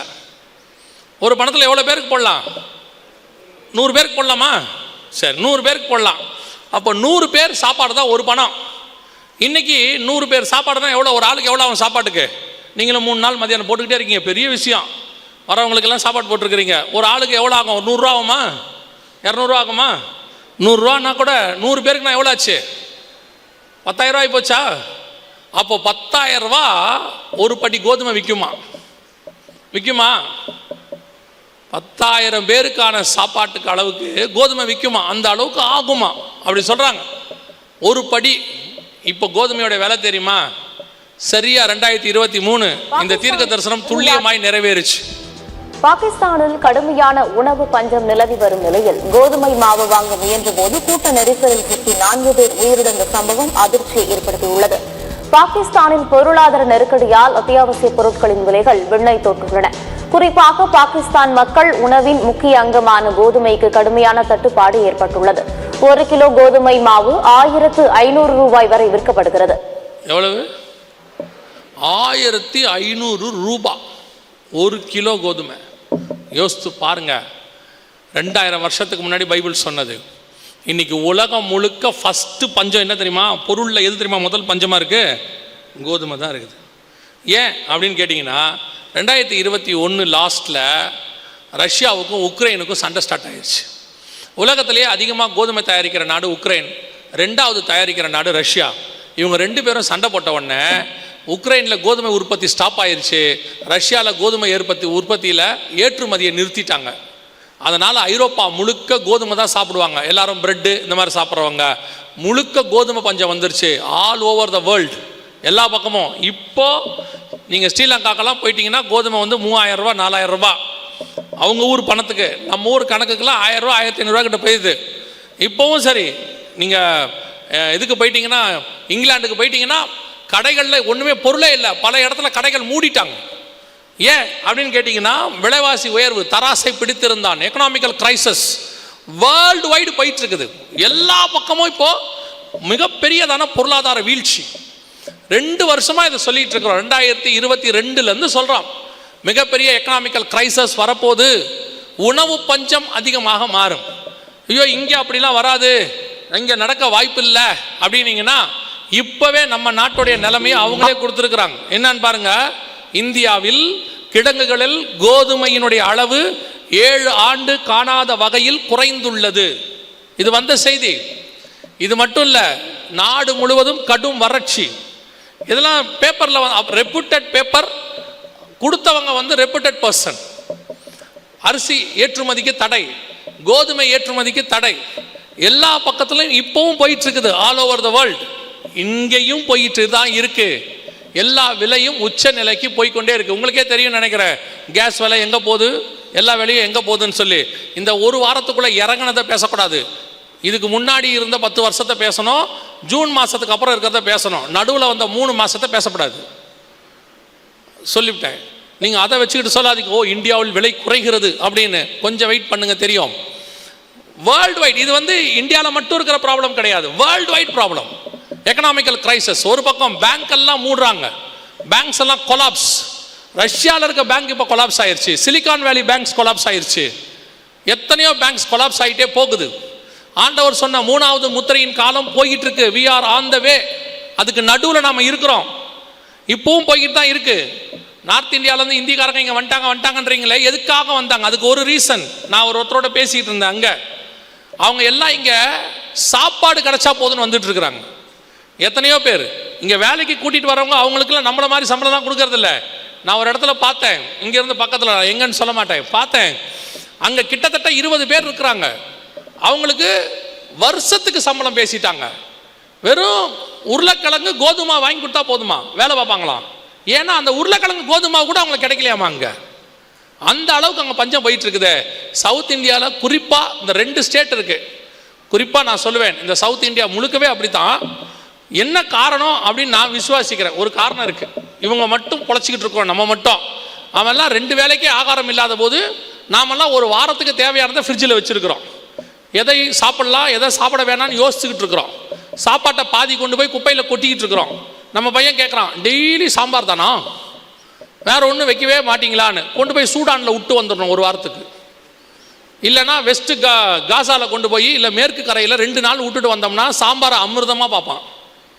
நான் சொல்கிறேன், திடீர்னு ஊழியத்துக்காக கனடாக்கு போனேன். 15 நாள் அவங்க கனடியன் ஃபுட்டு கொடுத்தாங்க, நல்லா இருந்துச்சு. 15 நாள் கழிச்சு இறங்கும் போது உங்களுக்கு என்ன வேணும் இங்கே கேட்டாங்க. நைட்டு 1 மணி. நான் கேட்ட ஒரே கேள்வி, எங்கேயாவது இட்லி சாம்பார் கிடைக்குமா? 15 நாளில் நம்ம சாம்பார் மேலே எனக்கு பாசம் வந்துருச்சு. எதுக்கு சொல்கிறேன், மிக மோசமான கண்டிஷனில் வேர்ல்டு போயிட்டு இருக்குது. இங்கே ஏன் ஒரு சேஃப்டி இங்கே இருக்கு. இந்த சவுத் இந்தியா, குறிப்பாக கேரளாவும் தமிழ்நாடு மிகப்பெரிய சேஃப்டிக்குள்ளே இருக்கு. எதனாலன்னு கேட்டிங்கன்னா, என்னை பொறுத்த வரைக்கும் நான் சொல்லுவேன், இங்கே ஒரு பரிசுத்தவான் ஃபஸ்ட்டு ஸ்டெப்பு கேரளாவில் வச்சாரு, கடைசி ஸ்டெப்பு சென்னையில் வச்சு முடிச்சாரு. அந்த தோமாவினுடைய 2 பாதங்களுக்கு கீழே இந்த நாடு மிக சேஃப்டியாக இருக்குன்னு நான் நம்புகிறேன். அந்த பரிசுத்தவானுடைய ரத்தம், பரிஞ்சு பேசுகிற ரத்தம். நம்மலாம் ஒன்றும் இல்லை, சும்மா நினச்சிடாதிய. நாங்கள் எல்லாம் 24 மணி நேரம் ஜெபம் பண்ணுறோம், 12 மணி நேரம் ஜெபம் பண்ணுறோம், 6 மணி நேரம் ஜெபம் பண்ணுறோம். ஆண்டவருக்கு தெரியும் நீ என்ன பண்ணுறேன்னு எனக்கு தெரியும் தம்பி, நீ சும்மா இருப்பார். நம்மளை விட மணிப்பூர்காரன் நல்லா ஜெபம் பண்ணிக்கிட்டு இருக்கான். இப்போ நம்மளை விட ஒரிசாக்காரன் ஜெபம் பண்ணிட்டு இருக்கான். ஆனாலும் நம்ம மேல் கர்த்தருடைய நிழல் இன்னும் காத்து கொண்டு இருக்கிறது. காரணம், நமக்காக சிந்தப்பட்ட ஒரு அப்போஸ்தலனுடைய ரத்தம், அநேக மிஷனரிகள் ரத்தம்.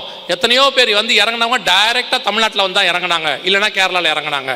எத்தனையோ பேர் வந்தவங்க இந்தியாவிலே முதல்ல தமிழில் தான் பைபிளை டிரான்ஸ்லேட் பண்ணாங்க. அப்படிப்பட்ட பரிசுத்தவான்கள் சிந்தின ரத்தமும் வேர்வையும் நம்ம இன்னும் பத்திரமாய் பாதுகாத்து கொண்டு இருக்கிறது.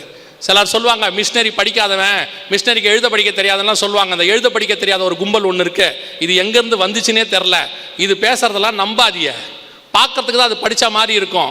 ஆனால் இந்த மிஷினரிகள் வந்ததுனால தான் தமிழ்நாடு மிகப்பெரிய ஆசீர்வாதத்துக்குள்ளே இருக்கிறது.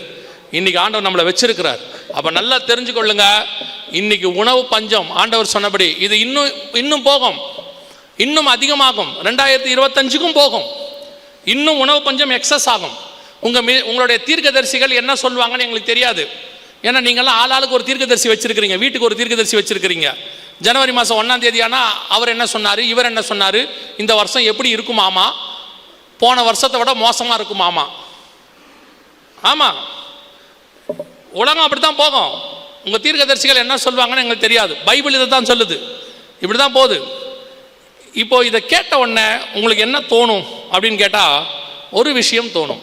என்னன்னா, ஓஹோ சொன்ன மாதிரியே கொரோனா வந்துருச்சோ, அப்போ பஞ்சமும் ஆரம்பிச்சிருச்சோ அப்படின்ட்டு நீங்கள் போகும்போது, வீட்டுக்கு போகும்போது உங்கள் கணவர்கிட்டையோ மனைவிக்கிட்டையோ, ஏமா நாம் வேணால் ஒரு 10 மூட்டை அரிசியை வாங்கி மேலே போட்டுருவோமா, ஒரு 5 லிட்டர் ஆயில் கேனு, ஒரு 5 கேனை வாங்கிடுவோமா, எதுக்கு வம்பு, இந்த ஆள் வேற சொல்லிட்டு போகுது, லெந்து நாள் அளவுமா சொல்லியிருக்கு, நடந்தாலும் நடந்துற போது அப்படின்னு யோசிக்காதிய. மைண்டில் ஓடிச்சு தானே கொஞ்சம் பேருக்கு, இல்லை பறனை மேலே சும்மா தானே இருக்குது, எதுக்கு 5 லிட்டர் ஆயிலில் விலை கம்மியாக இருக்கும் போதே வாங்கி போட்டுருவோம் அப்படின்னு நினச்சிங்கல்ல. நினச்சிருந்தீங்கன்னா அடுத்த வசனம் உங்களுக்கு வருது பின்னாடி. அது என்ன வசனம் தெரியுமா? சேர்த்து வைக்காதே, சேர்த்து வைத்தால் பூச்சி அரித்து போடும். இது கன்ஃபார்மாக நடக்கும். சேர்த்து வச்சிய உங்க அரிசியில பூச்சி வரும், உங்க கோதுமையில் அரிசி வரும், பூச்சி வரும். இப்ப நீங்க என்ன நினைக்கிறீங்கன்னா, ஒன்று இப்படி போவிடு, இல்லை அப்படி போவிடு, பஞ்சமும் வருங்கிற, எதையும் சேர்க்காதன்னு சொல்ற. இதுக்கு தான் உன் மீட்டிங்கே நாங்கள் வர்றதில்லை. உங்கள் தாட் அப்படி தானே இருக்குது. இந்த ஆள் மீட்டிங்கு போய் இப்படியெல்லாம் கேட்டுட்டு அப்படின்னு தோணுதில்ல. உங்களுக்கு சொல்கிறேன், கொரோனாவில் மிஸ் பண்ணதை பஞ்சத்தில் நம்ம அடிக்க போகிறோம். இப்போ சரியா, கொள்ளை நோயில் மிஸ் பண்ணதை பஞ்சத்தில் நம்ம செய்ய போகிறோம். என்ன தெரியுமா?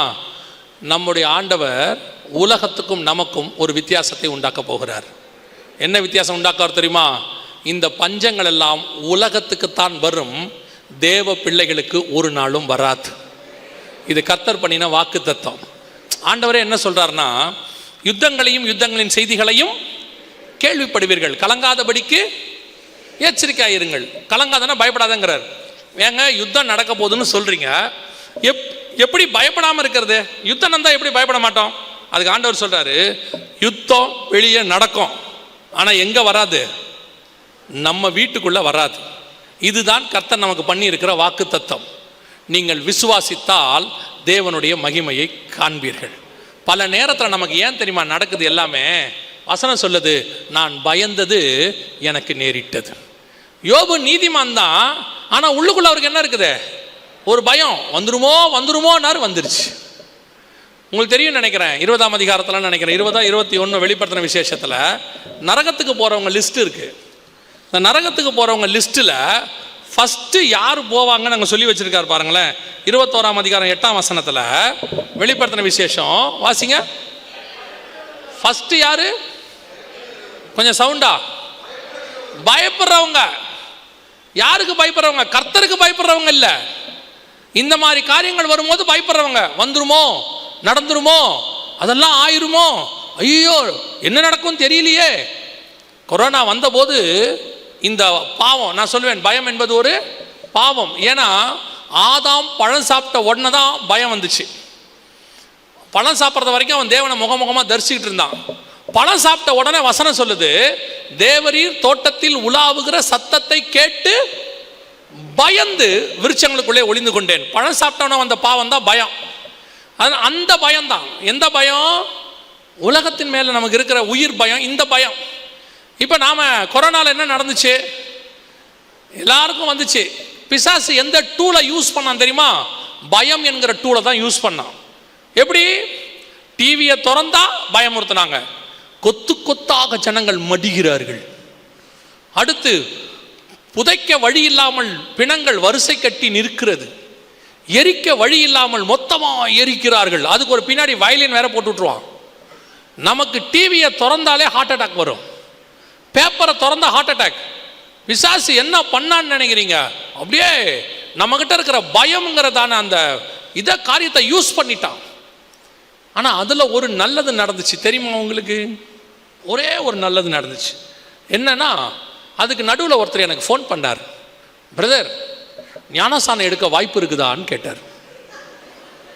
நான் சொன்னேன், சபையெல்லாம் மூடி இருக்குது, ஞானசானம் எடுக்க வாய்ப்பு இல்லை. ஏன், என்னன்னு கேட்டேன். இல்லை, போகிற போக்கே சரியில்லை. எதிரில் வீட்லேயே இன்றைக்கி ஒன்று போயிருச்சே, போன வாரம் பக்கத்து வீட்டில் போயிருச்சே, நம்ம வீடு ரொம்ப தூரத்தில் இல்லை, எதுக்கும் ஞானசானத்தை எடுத்து வச்சுக்கலான்னு நினைக்கிறேன்னார். நான் சொன்னேன், எவ்வளோ நாள் தொட்டியை வச்சுக்கிட்டு தலையை வச்சுக்கிட்டு நாங்கள் தேடினோம், யாராவது ஞானசானத்துக்கு ஒப்பு கொடுக்குறீங்களான்னு கேட்டோம்ல, அப்போல்லாம் நீங்கள் வரலையேன்னு கொஞ்சம் அசால்ட்டாக இருந்துட்டேன் பிரதர். தெரிஞ்சிருந்தா அப்பயே எடுத்திருப்பேன்னாரு. இப்போ சான்ஸ் இல்லை, சபை திறக்கிற வரைக்கும் வெயிட் பண்ணுங்கன்னு. அவர் என்ன கேட்டார், என்ன பிரதர் பொறுப்பு இல்லாமல் பேசுகிறீங்க, நாளைக்கு என்ன நடக்குன்னே தெரியாதேன்னாரு. நான் சொன்னேன், சபை திறக்கிற வரைக்கும் சாவக்கூடாதுன்னு ஜெபம் பண்ணிக்கோங்கன்னு சொன்னேன். வாய்ப்பு இருக்கும்போது கூப்பிட்றோம், வரமாட்டேங்குது. இந்த பயம் என்ன பண்ணிடுச்சு? எப்படியாவது சபைக்கு போயிடணும், எப்படியாவது ஞானசானம் எடுத்துடணும். கவனித்துக் கொள்ளுங்கள், இது எல்லாம் நடக்கும். பஞ்சம் இன்னும் கடுமையாய் மாறும், உணவு பஞ்சம். ஆனால் உங்களையும் என்னையும் அதை பாதிக்காதபடிக்கு கர்த்தர் பார்த்துக் கொள்வார். உங்களுக்கு தெரியுதா? அது பாதிக்காதபடிக்கு கர்த்தர் என்ன செய்வார்? பார்த்துக் கொள்வார். எப்படிங்க பார்த்துப்பாரு? நமக்கு மட்டும் எப்படி விசேஷமாக ஒன்று நடக்குமா? இப்போ நீங்கள் திடீர்னு விலைவாசி ஏறின பிறகு பெட்ரோல் பங்குக்கு போகிறீங்க. நீங்கள் போன உடனே அந்த பெட்ரோல் போடுறவர் உங்களை பார்த்து, நீங்கள் பார்ப்பதற்கு நீதிமான் போல் இருக்கிறீர்கள், உங்கள் தலைக்கு பின்னால் ஒரு ஒளிவட்டம் இருக்கிறது, உங்கள் முகம் மோசையை போல பிரகாசிக்கிறது, உங்களுக்கு மாத்திரம் பெட்ரோல் 70 ரூபான்னு சொல்லுவாரா? சொல்ல போகிறாரா? இன்னும் கொஞ்சம் போச்சுன்னா நமக்கு 2 ரூபா எக்ஸ்ட்ரா கேட்பாங்க. ஏன்னா நம்ம முகத்தில் அவ்வளோ ஒரு சந்தோஷத்தை கர்த்தர் வச்சிருக்கிறார். ரட்சிப்பினால் ஒரு சந்தோஷம். நம்மக்கிட்ட காசு இருக்குதோ இல்லையோ, நம்மால் சந்தோஷமாக இருப்பான். பார்த்துருக்கீங்களா? கடன் வாங்க போகுது மட்டும் பாட்டு பாடிக்கிட்டே போவார் அவர். நம்மளை பார்த்தா யாருக்காவது தோணுமா இந்த ஆள்கிட்ட காசு இல்லைன்னு? நம்மக்கிட்ட இருக்க ஸ்பெஷாலிட்டி என்ன தெரியுமா? நான் பார்த்துருக்கேன், எங்கள் அம்மா கிட்ட பாட்டிக்கிட்டலாம் பார்த்துருக்கேன். ஸ்பெஷாலிட்டி என்ன தெரியுமா? டாக்டரை பார்க்க போவாங்க, உடம்பு சரியில்லைன்னு. போகும்போதே நல்லா பவுடர் கவுடர்லாம் போட்டு நீட்டாக போவாங்க. டாக்டர் வீக்காக இருப்பார். அவர் காலையிலேருந்து பேஷண்ட்ஸை பார்த்து அவர் பார்த்தீங்கன்னா டயர்டாக இருப்பார், இவங்க பிரிஸ்காக இருப்பாங்க. அவர் பார்த்துட்டு கேட்பாரு, உங்களுக்கு என்ன உடம்புக்கு அப்படிம்பாரு. ஏன்னா நம்ம டாக்டரை பார்க்க போனாலே நல்லா நீட்டாக போகிறாள். நம்மக்கிட்ட போய் காசு இல்லைன்னா எவனா நம்புவானா? நமக்கு அதுக்காக விலைவாசிலாம் நமக்கு தனியாக குறையாது, நமக்குன்னு எந்த எக்ஸம்ஷனும் கிடையாது, எந்த ஒதுக்கீடும் கொடுக்க மாட்டாங்க. அப்புறம் எப்படிங்க அந்த பஞ்சத்தில் ஒன்று மட்டும் நடக்கும்? என்ன தெரியுமா? எல்லா விலைவாசி எவ்வளோ வேணாலும் ஏறும், அதை வாங்குகிறபடி கர்த்தர் நம்முடைய கரங்களை பலப்படுத்துவார், கர்த்தர் நம்மை ஆதரிப்பார். தேவன் அந்த அளவுக்கு நம்மை உயர்த்த வல்லமை உள்ளவராக இருக்கிறார். ஆமென். இவ்வளவுதான் உங்க விசுவாசம். நீங்கள் விசுவாசிக்கிறபடி உங்களுக்கு ஆக கடவுது. அவ்வளவுதான். நீங்க விசுவாசிச்சா தானே நடக்கும். உங்களுக்கே என்ன தோணுது? பேசுறதெல்லாம் கேட்க நல்லா தான் இருக்கு, விலைவாசி ஏறினா அப்படியா நடக்கும் அப்படின்றீங்களா? நடக்கும். அதற்கு நான் சாட்சியாக இருக்கிறேன். கொரோனா வந்தபோது முழுவதுமாக எல்லா சபைகளும் மூடிவிட்டார்கள். சபை மூடினாங்கன்னா எனக்கு வேலை முடிஞ்சுன்னு அர்த்தம். ஏன்னா எங்கே கூப்பிட்டு தான் பயன்படுத்துவாங்க? சபையில் கூப்பிட்டு தான் பயன்படுத்துவாங்க. இந்த மாதிரி கூப்பிடுவாங்க. கொரோனா நேரத்தில் 6 மாதம் சபை மூடியாச்சு. எனக்கு ஒரு வாரமும் மீட்டிங் கிடையாது. எனக்கு மீட்டிங் போனால் தான், லிட்டரலாக உண்மை அதுதான், மீட்டிங் போனால் வர ஆஃபரிங்கை வச்சு தான் குடும்பத்தை நடத்தணும், வாடகை கட்டணும், எல்லாம் செய்யணும், அது ஒரு பார்ட். திடீர்னு எல்லா சர்ச்சும் மூடியாச்சு 6 மாதத்துக்கு. என்ன பண்ணுறது? ஆனால் ஒன்று பயம் இல்லை, ஒன்று மட்டும் நிச்சயம், அழைத்தவர் உண்மை உள்ளவர், அவர் நடத்துவார். எனக்குள்ளே எப்போவுமே ஒரு குட்டியாக ஒரு சின்ன பெருமை இருந்துச்சு. அது ஆண்டவர் உணர்த்தினார். அப்போ தான் என்னென்னா, நான் எல்லா வாரமும் மீட்டிங் போவேன், 4 வாரமும் என்ன செய்வேன்? மீட்டிங் போவேன். அதனால் எனக்கு கரெக்டாக ஆஃபரிங் வரும், குடும்பத்தை நடத்துறது கரெக்டாக இருக்கும். ஒரு பைசா கடன் கிடையாது, இப்போ வரைக்கும் கிடையாது. எதுவும் இஎம்ஐயும் கிடையாது, கடனும் கிடையாது, இப்போ வரைக்கும் கிடையாது. ஆண்டவர் நடத்திடுவார். திடீர்னு இப்போ எல்லாம் மூடியாச்சு, என்ன செய்வோம்? ஆனால் பயம் இல்லை. ஆண்டவர் ஒன்று சொன்னார். அந்த கொரோனா லாக்டவுன் போட்ட மறுநாளிலிருந்து எலியாவுக்கு எப்படி காலையும் சாயங்காலமும் காக்கா வந்துச்சோ, அதே மாதிரி தினந்தோறும் எனக்கு ஆண்டவர் யார் மூலமோ எங்கிருந்தோ எப்படியோ ஆஃபரிங்கை அனுப்பி கொண்டே இருந்தார். நான் வெளியவே போக முடியாது, உங்களுக்கு தெரியும். ஆனால் கர்த்தர் ஆஃபரிங் அனுப்பினார், உட்கார வச்சு கொடுத்தார். என்னோட என்ன நான் மீட்டிங்க்கு போனால் தான் கிடைக்கும். ஆண்டவர் சொன்னார், நீ மீட்டிங்க்கு போனாலும் சரி, உட்கார்ந்துருந்தாலும் சரி, உன்னை போஷிக்கிற தேவன் நான் தான். நீ ஓடுறதுனால தம்பி உன் வாழ்க்கை ஓடலை, நான் இருக்கிறதுனால உன் வாழ்க்கை ஓடுதுன்னு சொன்னார். 6 மாதம் நல்லா இருந்துச்சு. அப்புறம் நான் யோசித்தேன், பேசாமல் இப்படியா போட்டுமே, இப்படி வண்டி எடுத்துக்கிட்டு வேலூர் பக்கம் ஓடி திருப்பி நைட்டு மீட்டிங்கை முடிச்சுட்டு நைட்டெல்லாம் ட்ராவல் பண்ணுறதுக்கு பதிலாக வீட்டில் உட்காந்தோம், வீடியோ போட்டோம், நல்ல காசு வருமே அப்படின்னு நினச்சேன். ஆண்டவர் பார்த்தாரு, தம்பி சோம்பேறி ஆயிடுவான் போல, கேரித் ஆற்றங்கரையில் வர தண்ணியை நிறுத்தி விட்டார் எலியா கிட்ட. எலியா காக்கா வந்துச்சு, சாப்பிட்டாரு, ஜோம் பண்ணாரு, தண்ணியை குடிச்சாரு, படுத்தாரு, நல்லா இருந்துச்சு. அவரு ஜோம் பண்ணிக்கிட்டு இருந்தாரு. ஆண்டவர் பார்த்தாரு, இவன் இங்கேயே செட்டில் ஆயிடுவான் போலைய, நிறுத்துறா மோட்டரன்ட்டாரு. கேரித் ஆற்றங்கரை நின்றுச்சு. ஆண்டவரே தண்ணி வற்றி போச்சு, நடந்து அப்படியே சாரிபாத் வீட்டுக்கு போ, நீ இங்கே இருந்தால் சோம்பேறி ஆயிடுவேன்ட்டு அங்கே அனுப்பி விட்டாரு.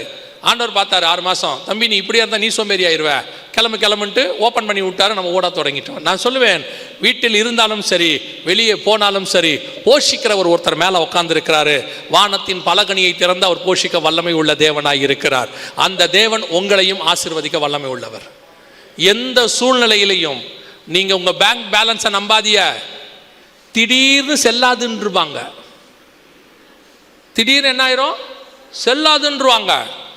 நம்ம கிட்ட 100 சவரன் இருக்கு, வித்தாவது பொழைச்சிக்கலாம்னு நினைக்காதீங்க. வாங்க ஆள் இருக்காது. நீங்க விற்க ரெடி, வாங்கறதுக்கு அவங்ககிட்டயே காசு இருக்காது. அவன் எப்படி உங்ககிட்ட வாங்குவான்? அப்புறம் நீங்க நினைச்சுப்பிய, வீடு இருக்கு, வாடகை விட்டாவது பொழைச்சிக்கலான்னு 6 மாசம் வாடகை கொடுக்காத வந்துடுவான். இந்த ஆள் ஆசீர்வதிக்கிறானா இல்லை சபிக்கிறானா? 2 மாதிரியுமே தெரியுதே அப்படிங்கிறீங்களா? நான் சொல்வது மிகப்பெரிய ஆசீர்வாதம். ஏன் தெரியுமா? உங்ககிட்ட இருக்கிறதை நீங்கள் சார்ந்து இருக்கிறதை விட தேவனை சார்ந்து இருப்பது தான் நல்லது. ஆண்டவர் அதுதான் உங்களை ஆசீர்வதிப்பார். ஏன்னா நம்ம கிட்ட இருக்கிற எது வேணாலும் நம்மை விட்டு போகும், ஆனால் தேவன் மேல இருக்கிற விசுவாசம் ஒரு நாளும் போகாது. அது நம்மை போஷிக்க வல்லமை உள்ளதாக இருக்கிறது. அல்லேலூயா, அல்லேலூயா. அந்த தேவன் வருகிற பஞ்ச காலத்திலும் உங்களை போஷிக்க வல்லமை உள்ளவராய் இருக்கிறார். இதோட இன்னும் ஒரு சம்பவம் நடக்கும். அந்த வசனத்தை வாசிங்க, முடிச்சிடலாம். 6ஆம் அதிகாரம் வெளிப்படுத்தின விசேஷம் 8வது வசனத்தை வாசிங்க.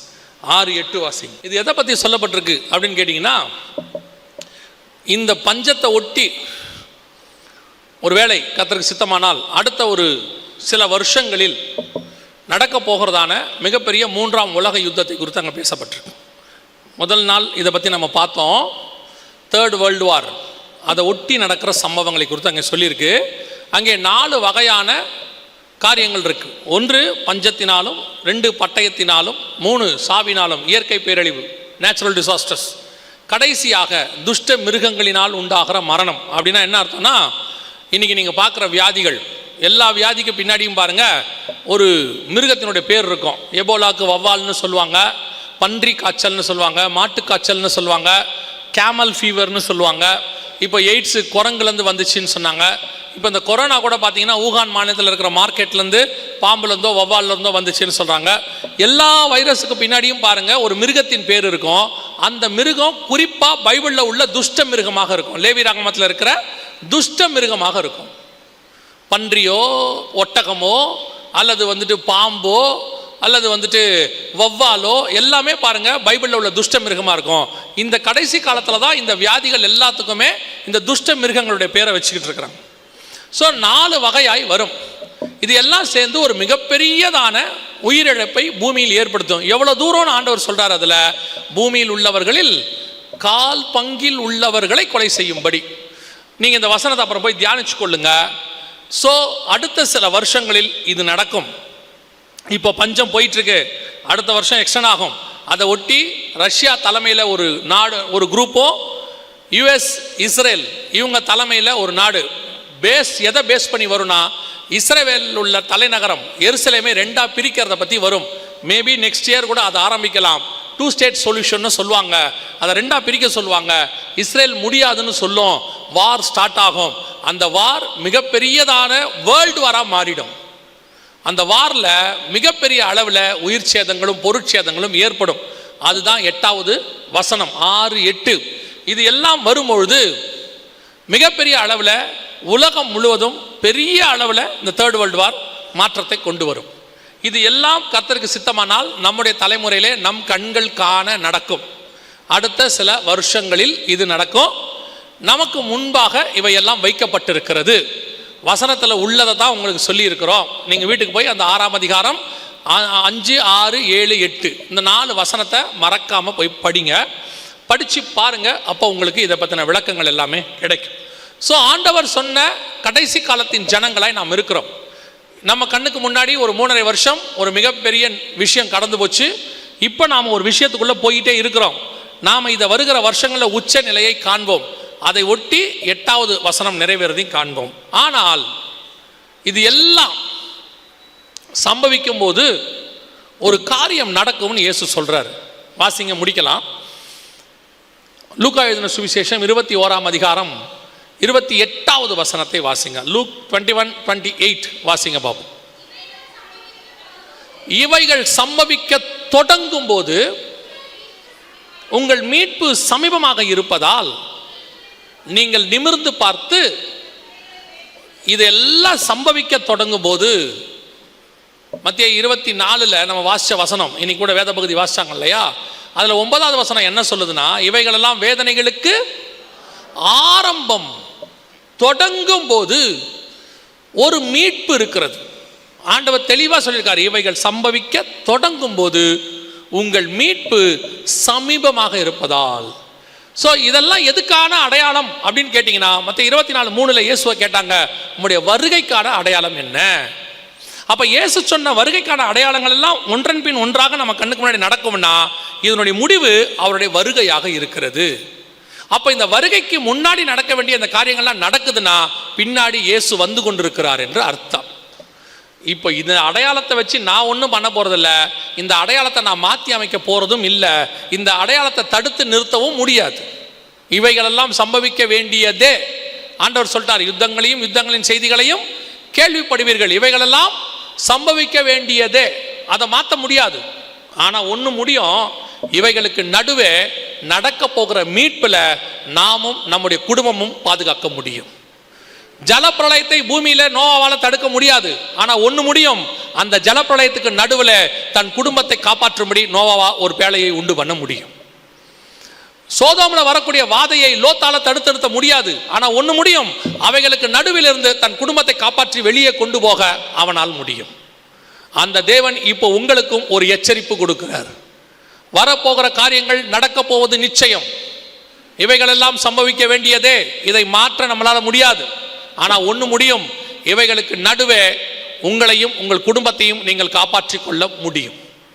எப்படிங்க செய்யணும், எப்படி காப்பாற்ற முடியும் அப்படின்னா, ஒரு 7 பேசிக் ஃபார்முலா இருக்குது. இந்த 7 காரியங்களை நீங்கள் பேசிக் செய்யும் பொழுது வரப்போகிற அழிவிலிருந்து உங்களையும் உங்கள் குடும்பத்தையும் நீங்கள் காப்பாற்றிக் கொள்ள முடியும். இந்த 7 காரியங்கள் அடிப்படை பேசிக். முதலாவதாக, இயேசு கிறிஸ்துவின் ரத்தத்தினாலே பாவ மன்னிப்பின் நிச்சயத்தை பெற்றிருக்க வேண்டும். இயேசு என் பாவத்தை மன்னிச்சாருங்கிற நிச்சயம் இருக்கணும். இல்லைங்க, நான்லாம் 3 தலைமுறையா கிறிஸ்டின், 4 தலைமுறையா கிறிஸ்டின், நானும் என் பிள்ளையும் ரட்சிக்கப்படணுமா? வசனம் சொல்லுது, என் தாய் என்னை பாவத்தில் கற்பம் தரித்தாள். பிறக்கிற அத்தனை பேரும் எதில் தான் பிறக்கிறோம்? பாவத்தில் தான் பிறக்கிறோம். ஆனால் அத்தனை பேருக்கும் ரட்சிப்பின் அனுபவம் தேவை. ரட்சிப்பின் அனுபவம் வந்தாதான் நீங்கள் பரலோகத்திற்கு எலிஜிபிள் ஆகிறீங்க. இயேசு கிறிஸ்துவின் ரத்தத்தினாலே பாவ மன்னிப்புக்குன்னு ஒப்பு கொடுக்கணும். உங்க பாவம் மன்னிக்கப்பட்டிருந்தா உங்களுக்குள்ளே ஒரு சந்தோஷம் வரும். அந்த சந்தோஷத்துக்கு பேர் தான் ரட்சண்ய சந்தோஷம். சங்கீதம் 51 தாவீது சொல்றாரு, உம்முடைய ரட்சண்ய சந்தோஷத்தை என்னை விட்டு எடுக்காமலும் அப்படிங்கிறார். ஸோ தேவன் பாவத்தை மன்னிச்சிட்டார்னா ஒரு ரட்சிப்பின் சந்தோஷம் வரும். அந்த சந்தோஷம் உங்களுக்கு இருக்கா? அப்படி இல்லைன்னா உங்களை ஒப்பு கொடுங்க. ஆண்டவரே, என் பாவத்தை மன்னியும், உம்முடைய பிள்ளையாய் என்னை ஏற்றுக்கொள்ளும், உம்முடைய ரத்தத்தால் என்னை கழுவும்.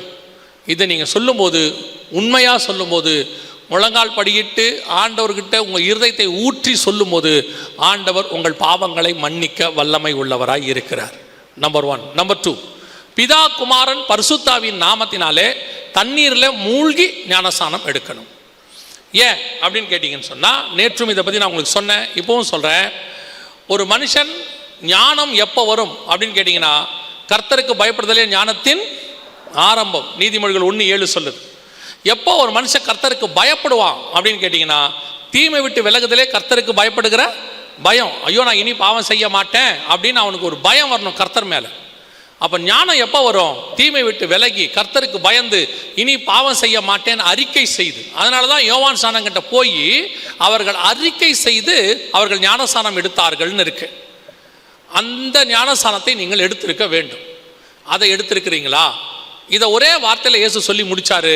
விசுவாசிக்கிறவர்களால் நடக்கிற விசுவாசிக்கிற ஞானஸ்நானம், விசுவாசம் பெற்று ஞானஸ்நானம் பெறுகிறவனே ரட்சிக்கப்படுவான் அப்படின்னு சொன்னார். ஸோ இது 2வது. 3வது மிக முக்கியமானது, எபேசியர் 4:30, பரிசுத்த ஆவியின் அபிஷேகத்தை பெற்றிருக்க வேண்டும். மீட்கப்படும் நாளுக்கென்று முத்திரையான பரிசுத்த ஆவியை துக்கப்படுத்தாதிருங்கள். இல்லைங்க, சர்ச்சுக்குள்ளே எங்களை நடத்துகிறதே பரிசுத்த ஆவியானவர் தானே, அவர் இருக்கிறதுனால தானே நாங்கள் சர்ச்சுக்கே வந்தோம். 100% உண்மை, மாற்றுகிறதே கிடையாது. பரிசுத்த ஆவியானவர் வெளியே இருந்த உங்களை உள்ளே நடத்தினார். உள்ளே வந்த உங்களுக்குள்ள ஆவியானவர் வரணும். வந்தார்னா உள்ளிருந்து உங்களை பரலோகத்துக்கு நேராக நடத்துவார். எவ்வளோ பேர் சர்ச்சுக்கு வந்தீங்கன்றதே முக்கியம் கிடையாது. எவ்வளோ பேர் சர்ச்சிலேருந்து பரலோகத்துக்கு வர போறீங்கன்றதான் முக்கியம். சர்ச்சுக்கு வரவங்க எல்லாம் பரலோகத்துக்கு வருவாங்கன்னு பைபிளில் சொல்லவே இல்லை. வேணா உங்களுக்கு கன்ஃபார்மாக கல்லறையில் இடம் கிடைச்சிரும், அந்த மாற்று கருத்தே இல்லை. ஆனால் பரலோகத்தில் இடம் கிடைக்குமா? அப்படி வரணும்னா நீங்கள் பாவத்தை குறித்தும் நீதியை குறித்தும் நியாய தீர்ப்பை குறித்தும் கண்டித்து உணர்த்தி பரலோகத்துக்கு பிரஜையா உங்களை மாற்றுவார். இப்போ நீங்கள் ஒரு வெளிநாட்டுக்கு போறீங்க அப்படின்னா உங்களை ஆசை இருந்தால் மட்டும் போதாது, எம்பசிக்கு போனால் மட்டும் போதாது. நீங்கள் அங்கே போய் விசா வாங்கணும். அங்கே போய் நீங்கள் பாஸ்போர்ட்டை கொடுத்து விசா வாங்கணும். அந்த விசால அவன் ஸ்டாம்ப் பண்ணணும், முத்திரை. அதே மாதிரி தான் பரிசுத்த ஆவியாகிய முத்திரை உங்க மேல வந்தாதான் அந்த ஃபாரின் கண்ட்ரி பரலோகத்துக்கு நுழைய முடியும், இல்லைன்னா நுழைய முடியாது. 4வது, அப்போஸ்தலர் நடபடிகள் 2:40 சொல்லுது, மாறுபாடான சந்ததியை விட்டு விலகி உங்களை ரட்சித்துக் கொள்ளுங்கள். உங்களுக்கும் உலகத்துக்கும் என்ன இருக்கணும்? வித்தியாசம் இருக்கணும், வேறுபாடு இருக்கணும். உலகத்துக்கு ஒத்த வேஷம் தரிக்க கூடாது என்று ரோமர் 12:1-2 சொல்லுது. இன்னைக்கு கிறிஸ்தவங்க உலகத்துக்கு ஒத்த வேஷம். இங்கே உட்காந்தா பரிசுத்தவான் வேஷம், குடிகாரன் கூட போய் உட்காந்தா குடிகாரன் வேஷம், சினிமாவில் போய் உட்காந்தா சினிமா பார்க்குறான் வேஷம். அரசியல் கட்சியில் போய் உட்காந்தா அவன் வேஷம். என்ன அநியாயம் தெரியுமா? பார்க்கறதுக்கு ரொம்ப கஷ்டமாக இருக்குது. அதிகமாக மது விற்கிற பண்டிகையில் ஒன்று கிறிஸ்மஸ். டாஸ்மாகில் அதிகமாக ஆல்கஹால் விற்கிற பண்டிகையில் ஒன்று என்னது? கிறிஸ்மஸ். அநியாயமாக இல்லை? குடிச்சிட்டு நியூ இயர் அன்றைக்கி நைட்டு வாட்ச் நைட் சர்வீஸுக்கு வராங்க. குடிச்சிட்டு உள்ளே வந்து உட்காந்துருக்காங்க, வெளியே உட்காந்துருக்காங்க, குடிச்சிட்டு வராங்க. கேட்டால் இவங்களும் பரலோகத்துக்கு போயிடுவாங்க. எப்படி போவாங்க? இந்த குடியார பையில பரலோகத்துக்குள்ளே விட்டா பரலோகம் ஆடாது, தள்ளாடாது, தூதனை கெடுத்துட மாட்டான். வாடா நம்ம 2 பேர் போய் தண்ணி அடிக்கலான்னு போயிட மாட்டாங்க. சபை கிறிஸ்தவ ஆலயம், பரிசுத்த ஆலயம்னு பேர் அதுக்கு. இன்னைக்கு உலகத்துக்கு ஒத்த வேஷம். உலகத்தில் இருக்கிற எல்லா அக்கிரமமும் இங்கே இருக்கு. அங்க இருக்கக்கூடிய அரசியல் இங்க இருக்கு. அங்க இருக்கிற சினிமாக்கார ஆட்டோ இங்க இருக்கு. ஆண்டவர் பார்த்துக்கிட்டே இருக்கிறார். சபை வேறு, உலகம் வேறு. ஒரு காலத்தில் நம்முடைய தாத்தாக்கள் மிஷனரிகளுக்கு போன பிறகு இந்த இந்தியாவுக்கே நம்ம சர்ச்சு தான் மாடலாக இருந்துச்சு. மாடலுக்கே சொல்லுவாங்க, கிறிஸ்தவங்களை பாருங்க, அவங்க என்ன செய்கிறாங்க பாருங்கம்பாங்க. கிறிஸ்தவங்க யாராவது தப்பு செஞ்சுட்டா என்ன சொல்லுவாங்க தெரியுமா? கிறிஸ்தவங்க கூட தப்பு செய்கிறாங்க அப்படி சொல்லுவாங்க. இப்போ பார்த்தாலே சொல்கிறான், அவன் திருட்டு பைய, பார்த்தவொன்னே சொல்கிறான். அசிங்கமாக இருக்கு. நம்ம முன்னோர்கள் சம்பாரித்து வச்சுட்டு போன பேரெல்லாம் போச்சு. ஏன்னா அவ்வளோ அக்கிரமம். நம்ம கிறிஸ்தவங்க லஞ்சம் வாங்க மாட்டாங்கன்றது நார்மல். இப்போ நம்மால் தான் வளர்ச்சி கட்டி வாங்குறான். அதில் தசமா காணிக்க கொடுத்துட்டா பாவம் போயிடும் நினைக்கிறாங்க. நல்லா தெரிஞ்சுக்கொள்ளுங்க, ஜனங்களை ஏமாத்திரலாம், சபையை ஏமாத்திரலாம், ஆயரை ஏமாத்திரலாம். ஏன்னா இவங்க யாரும் நியாய தீர்ப்பு கொடுக்குறவங்க இல்லை. தேவனை ஏமாற்ற முடியாது. நீங்கள் யார் என்பது தேவனுக்கு தெரியும். நீங்கள் எப்படி சம்பாதிக்கிறீங்கன்னு தெரியும். நீங்கள் என்ன பண்ணிட்டு இருக்கிறீங்க ஆண்டவருக்கு தெரியும். ஒருவேளை சில ஊழியக்காரங்க நினைக்கலாம், இந்த மாதிரிலாம் வந்தால் மீட்டிங்கில் பேசி உங்களுக்கு காதுக்கு இனிய பிரசங்கத்தை பேசிட்டு நீ வளாகாமல் தலையாவாய், இந்த வருடம் லென்த்து முடிவதுக்குள் கர்த்தர் உனக்கு ஒரு வீட்டை கொடுப்பார். எங்களுக்கும் சொல்ல தெரியும். சில நினச்சிட்டு இருக்காங்க, அப்படி சொல்லிட்டா பரவாயில்ல, கேட்டால் நல்லா இருக்கும்னு. உங்ககிட்ட நான் நல்ல பேர் வாங்க வேண்டிய அவசியம் எனக்கு இல்லவே இல்லை. நான் பயப்படுறது பரலோகத்துக்கு போகிறத பற்றி. பரலோகத்துக்குள்ளே நுழையும் போது தேவன் பார்த்து ஒரு வார்த்தை சொல்லிடணும், உண்மையும் உத்தமம் உள்ளவனேன்னு. அதை கடைசி வரைக்கும் மெயின்டைன் பண்ணணும் தான் நினைக்கிறோம். அதனால் நாங்கள் பேசுறது கொஞ்சம் கடினமாக இருக்கும். ஆனால் அதை கேட்டு நீங்கள் சரிப்படுத்தி கொண்டால் உங்களுக்கு நல்லது. அதெல்லாம் கிடையாது, நாங்கள் இப்படித்தான் இருந்துட்டு போங்க, உங்கள் இரத்த பலிக்கு நான் நீங்களாக இருக்கிறேன், அவ்வளோதான். 5வது, சுவிசேஷம் அறிவித்தல் உங்கள் மேல் விழுந்த கடமை. ஏன் தெரியுமா? நீங்கள் இங்கேருந்து பரலோகத்துக்கு போகும்போது ஒன்றுத்தையும் கொடுக்க மாட்டான், எல்லாத்தையும் எடுத்துப்பான். நீங்கள் போட்டிருக்கிற தங்க செயின் மாதிரியே கோல்டில் மாதிரி அதே மாதிரி ஃபேக்கில் ஒன்று செஞ்சு போட்டுருவான். ஒரே ஒரு நீங்கள் எத்தனை புடவை வச்சுருந்தாலும் அதில் ஒரு புடவையை மேலே போட்டுட்டு மிச்சம் எதையும் உங்களுக்கு தரமாட்டான். உங்களுக்கு ஒரு கோட்டு சுட்டை மாட்டி விட்டுட்டு கையை இப்படி வச்சு கட்டி விட்டுட்டு அமுச்சு விட்டுருவான். நீங்கள் என்ன ஏஞ்சி கேட்கவா போறீங்க? ஏன்பா நான் வாங்கி வச்சேன், அந்த மோதிரத்தையாவது போட்டு அனுப்பேன். அவன் சொல்லுவான், என்னப்பா அப்பா கையில் ஒன்றுமே இல்லை, அப்பா வாழும் போதே சிம்பிளுங்க, அவருக்கு ஒன்றுமே பிடிக்காது, போகும்போதும் சிம்பிளுங்க. நீங்கள் என்ன ஏஞ்சி சொல்லவா போகிறீங்க, திருட்டு பையில குட்ராயா மோதிரத்துன்னு? ஒன்றும் முடியாது. இருக்கும் போதே ஏதாவது பண்ணி பரலோகத்துக்கு சேர்த்திங்கன்னா நல்லது. ஒரு சாதாரண மனுஷன் என்ன செய்வான் தெரியுமா? ஒரு நார்மல் அறிவு உள்ளவன் என்ன செய்வான் தெரியுமா? வெளிநாட்டுக்கு மொத்தமாக போய் செட்டில் ஆக போகிறான்னா அவன் என்ன செய்வானா, இங்கே இருக்கிற தன் சொத்தெல்லாம் விற்று அந்த ஊர் கரன்சிக்கு எக்ஸ்சேஞ்ச் பண்ணிடுவாங்க. இங்கே இருக்கிற பணத்தை அங்கே இருக்கிற பணத்துக்கு ஏற்ற மாதிரி மாற்றிடுவாங்க. அதே தான் நம்ம போகிற ஊருக்கு ஏற்ற மாதிரி நம்மளுடைய காரியங்களை மாற்றிட்டா அங்கே போகும்போது இங்கே இருக்கிறத விட அதிக சொத்து இருக்கும். அங்கே நமக்கு வீடு தேவைப்படாது. அங்கே என்ன மழையாக இருக்குது, வெயிலாக இருக்குது வீட்டுக்கு, அங்கே என்ன மனைவியை பார்க்கவா போறிய? ஒருத்தர் சொன்னார், அப்போ மனைவியை பார்க்க மாட்டோமா அப்படின்னு கேட்டார். நீ மனைவியை பார்க்கணுன்னு ஆசைப்பட்டீங்கன்னா மாமியாரையும் பார்க்கணும் பரவாயில்லையான்னு கேட்டேன். இல்லை வேணாம் வேணான்ட்டார். இல்லை, வசனத்தின்படி ஆண்டவர் என்ன சொன்னார்னா, கொள்வினையும் இல்லை கொடுப்பனையும் இல்லை, ஆணும் இல்லை பெண்ணும் இல்லை. உங்களுக்கு சில இந்த ஊழியக்காரங்க அவங்க எங்கே போனாங்கன்னு தெரில, அவங்க போயிட்டு வந்த இடத்துல பார்த்தது உங்களுக்கு சொல்லிட்டாங்க. நான் அவரை போய் பார்த்தேன், இவரை போய் பார்த்தேன், அவர் அங்கே கேட் கீப்பராக இருக்கிறாரு, அப்புறம் பரலோகத்தில் ஸ்டோர் ரூமில் கணக்கு எழுதிட்டு இருக்கிறாரு. ஏன்னா ஏமாற்றிடுவாங்க, கணக்கு எழுதி வைக்கிறாங்க பரலோகத்தில், இல்லைன்னா அக்கௌண்ட்டு மிஸ் ஆகி போயிடும். என்ன சேட்டை, நீங்களும் அதை தான் நம்புறீங்க. பரலோகத்தில் கொள்வினையும் இல்லை, கொடுப்பனையும் இல்லை, யாரும் யாரையும் தெரியாது, அத்தனை பேரும் தேவ தூதர்களை போல் இருப்போம்னு இயேசு சொல்லிட்டார். அதனால் உங்களுக்கு அங்கே வீடு இல்லை. நிறைய பேர் சொல்லிட்டு இருக்கான், எனக்கு ஆண்டவர் நல்ல வீடு கட்டிக்கிட்டு இருக்கிறாரு. எங்கே என்ன பண்ண போறிய? வீட்டை வச்சா என்ன பண்ணுவீங்க? 8 மணி நேரம் ஆண்டவர் ஆராதிச்சுட்டு மிச்சம் 16 மணி நேரம் போய் ரெஸ்ட் எடுப்பீங்களா? உங்களை இந்த பூமிக்குரிய மைண்ட்லேயே மாற்றிட்டாங்க. அதனால் எவ்வளோக்கு எவ்வளவு ஏழைகளுக்கும் ஊழியத்துக்கும் செய்ய முடியுமோ செஞ்சு உங்களுடைய கரன்சியெல்லாம் ஹெவன்லி கரன்சிக்கு மாற்றிக்கோங்க, ஆத்துமாக்களா. அதான் உங்களுக்கு நல்லது. நீங்கள் போகும்போது உங்களை ஏற்றுக்கொள்வார் உண்டாகும்படி இங்கேயே நண்பர்களை என்ன செய்யுங்க? சம்பாதித்துக் கொள்ளுங்கள். இயேசு சொல்லிட்டாரு, சுவிசேஷம் அறிவித்தல் உங்கள் மேல் விழுந்த கடமை, இல்லாவிட்டால் உங்களுக்கு ஐயோ. 6வது, இயேசு வருவார் என்பதை ஒவ்வொரு நாளும் விசுவாசிக்கணும். ஏதோ ஒரு 3 நாள் கூட்டம் நடந்துச்சு, கூட்டத்தில் கரெக்டாக சொல்லியிருக்காங்க போல வருகை வரப்போதான் அப்படின்னு நீங்கள் நினச்சிட்டு அடுத்த 3 நாளில் இதை மறந்துடக்கூடாது. திருப்பி இந்த சம்பவங்கள்லாம் நடக்கும்போது புதுசாக யோசிக்கக்கூடாது, என்ன இப்படியெல்லாம் நடக்குது அப்படின்னு நினைக்கக்கூடாது. இனி ஒவ்வொரு நாளும் படுக்க போகும்போது உங்களுடைய கடைசி ஜெபம் என்னவா இருக்கணும் தெரியுமா? ஆண்டவரே, இந்த ராத்திரி வேளையில் உங்களுடைய வருகை இருக்குமானால் நானும் என் குடும்பமும் எடுத்துக்கொள்ளப்பட வேண்டும். காலையில் எழுந்திருக்கும் போது முதல் ஜெபம், ஆண்டவரே, இந்த பகல் வேளையில் உங்களுடைய வருகை இருக்குமானால் நானும் என் குடும்பம் எடுத்துக்கொள்ளப்பட வேண்டும். அதான் நம்ம டெஸ்டினேஷன். அதில் ஒரு வாஞ்சையும் தவணமுள்ள ஆத்துமாக்களை கர்த்தர் நிரப்புகிறார். கடைசியா 7வது, முடிவு பரியந்தம் நிலை நிற்கிறவனே ரட்சிக்கப்படுவான். இந்த 6லும் கடைசி வரைக்கும் நின்னீங்கன்னா கர்த்தருடைய வருகையில் ரட்சிக்கப்படுவது எளிது. அடைந்த ரட்சிப்பு, எடுத்த ஞானசானம், பெற்றுக்கொண்ட அபிஷேகம், வாழ்கிற வேறுபாடுள்ள வாழ்க்கை, சொல்கிற சுவிசேஷம், விசுவாசிக்கிற வருகை, இந்த 6ஐயும் நீங்கள் கரெக்டாக இயேசு வர்ற வரைக்கும் மெயின்டைன் பண்ணிங்கன்னா கர்த்தருடைய வருகையில் பிரவேசிப்பது எளிது. அல்லேலூயா. வெகு சீக்கிரத்தில் ஆண்டவர் வரப்போகிறார். இனி காலம் செல்லாது. நம்ம எந்திரிக்கலாமா? நாம் ஜெபிக்க போகிறோம். எல்லாரும்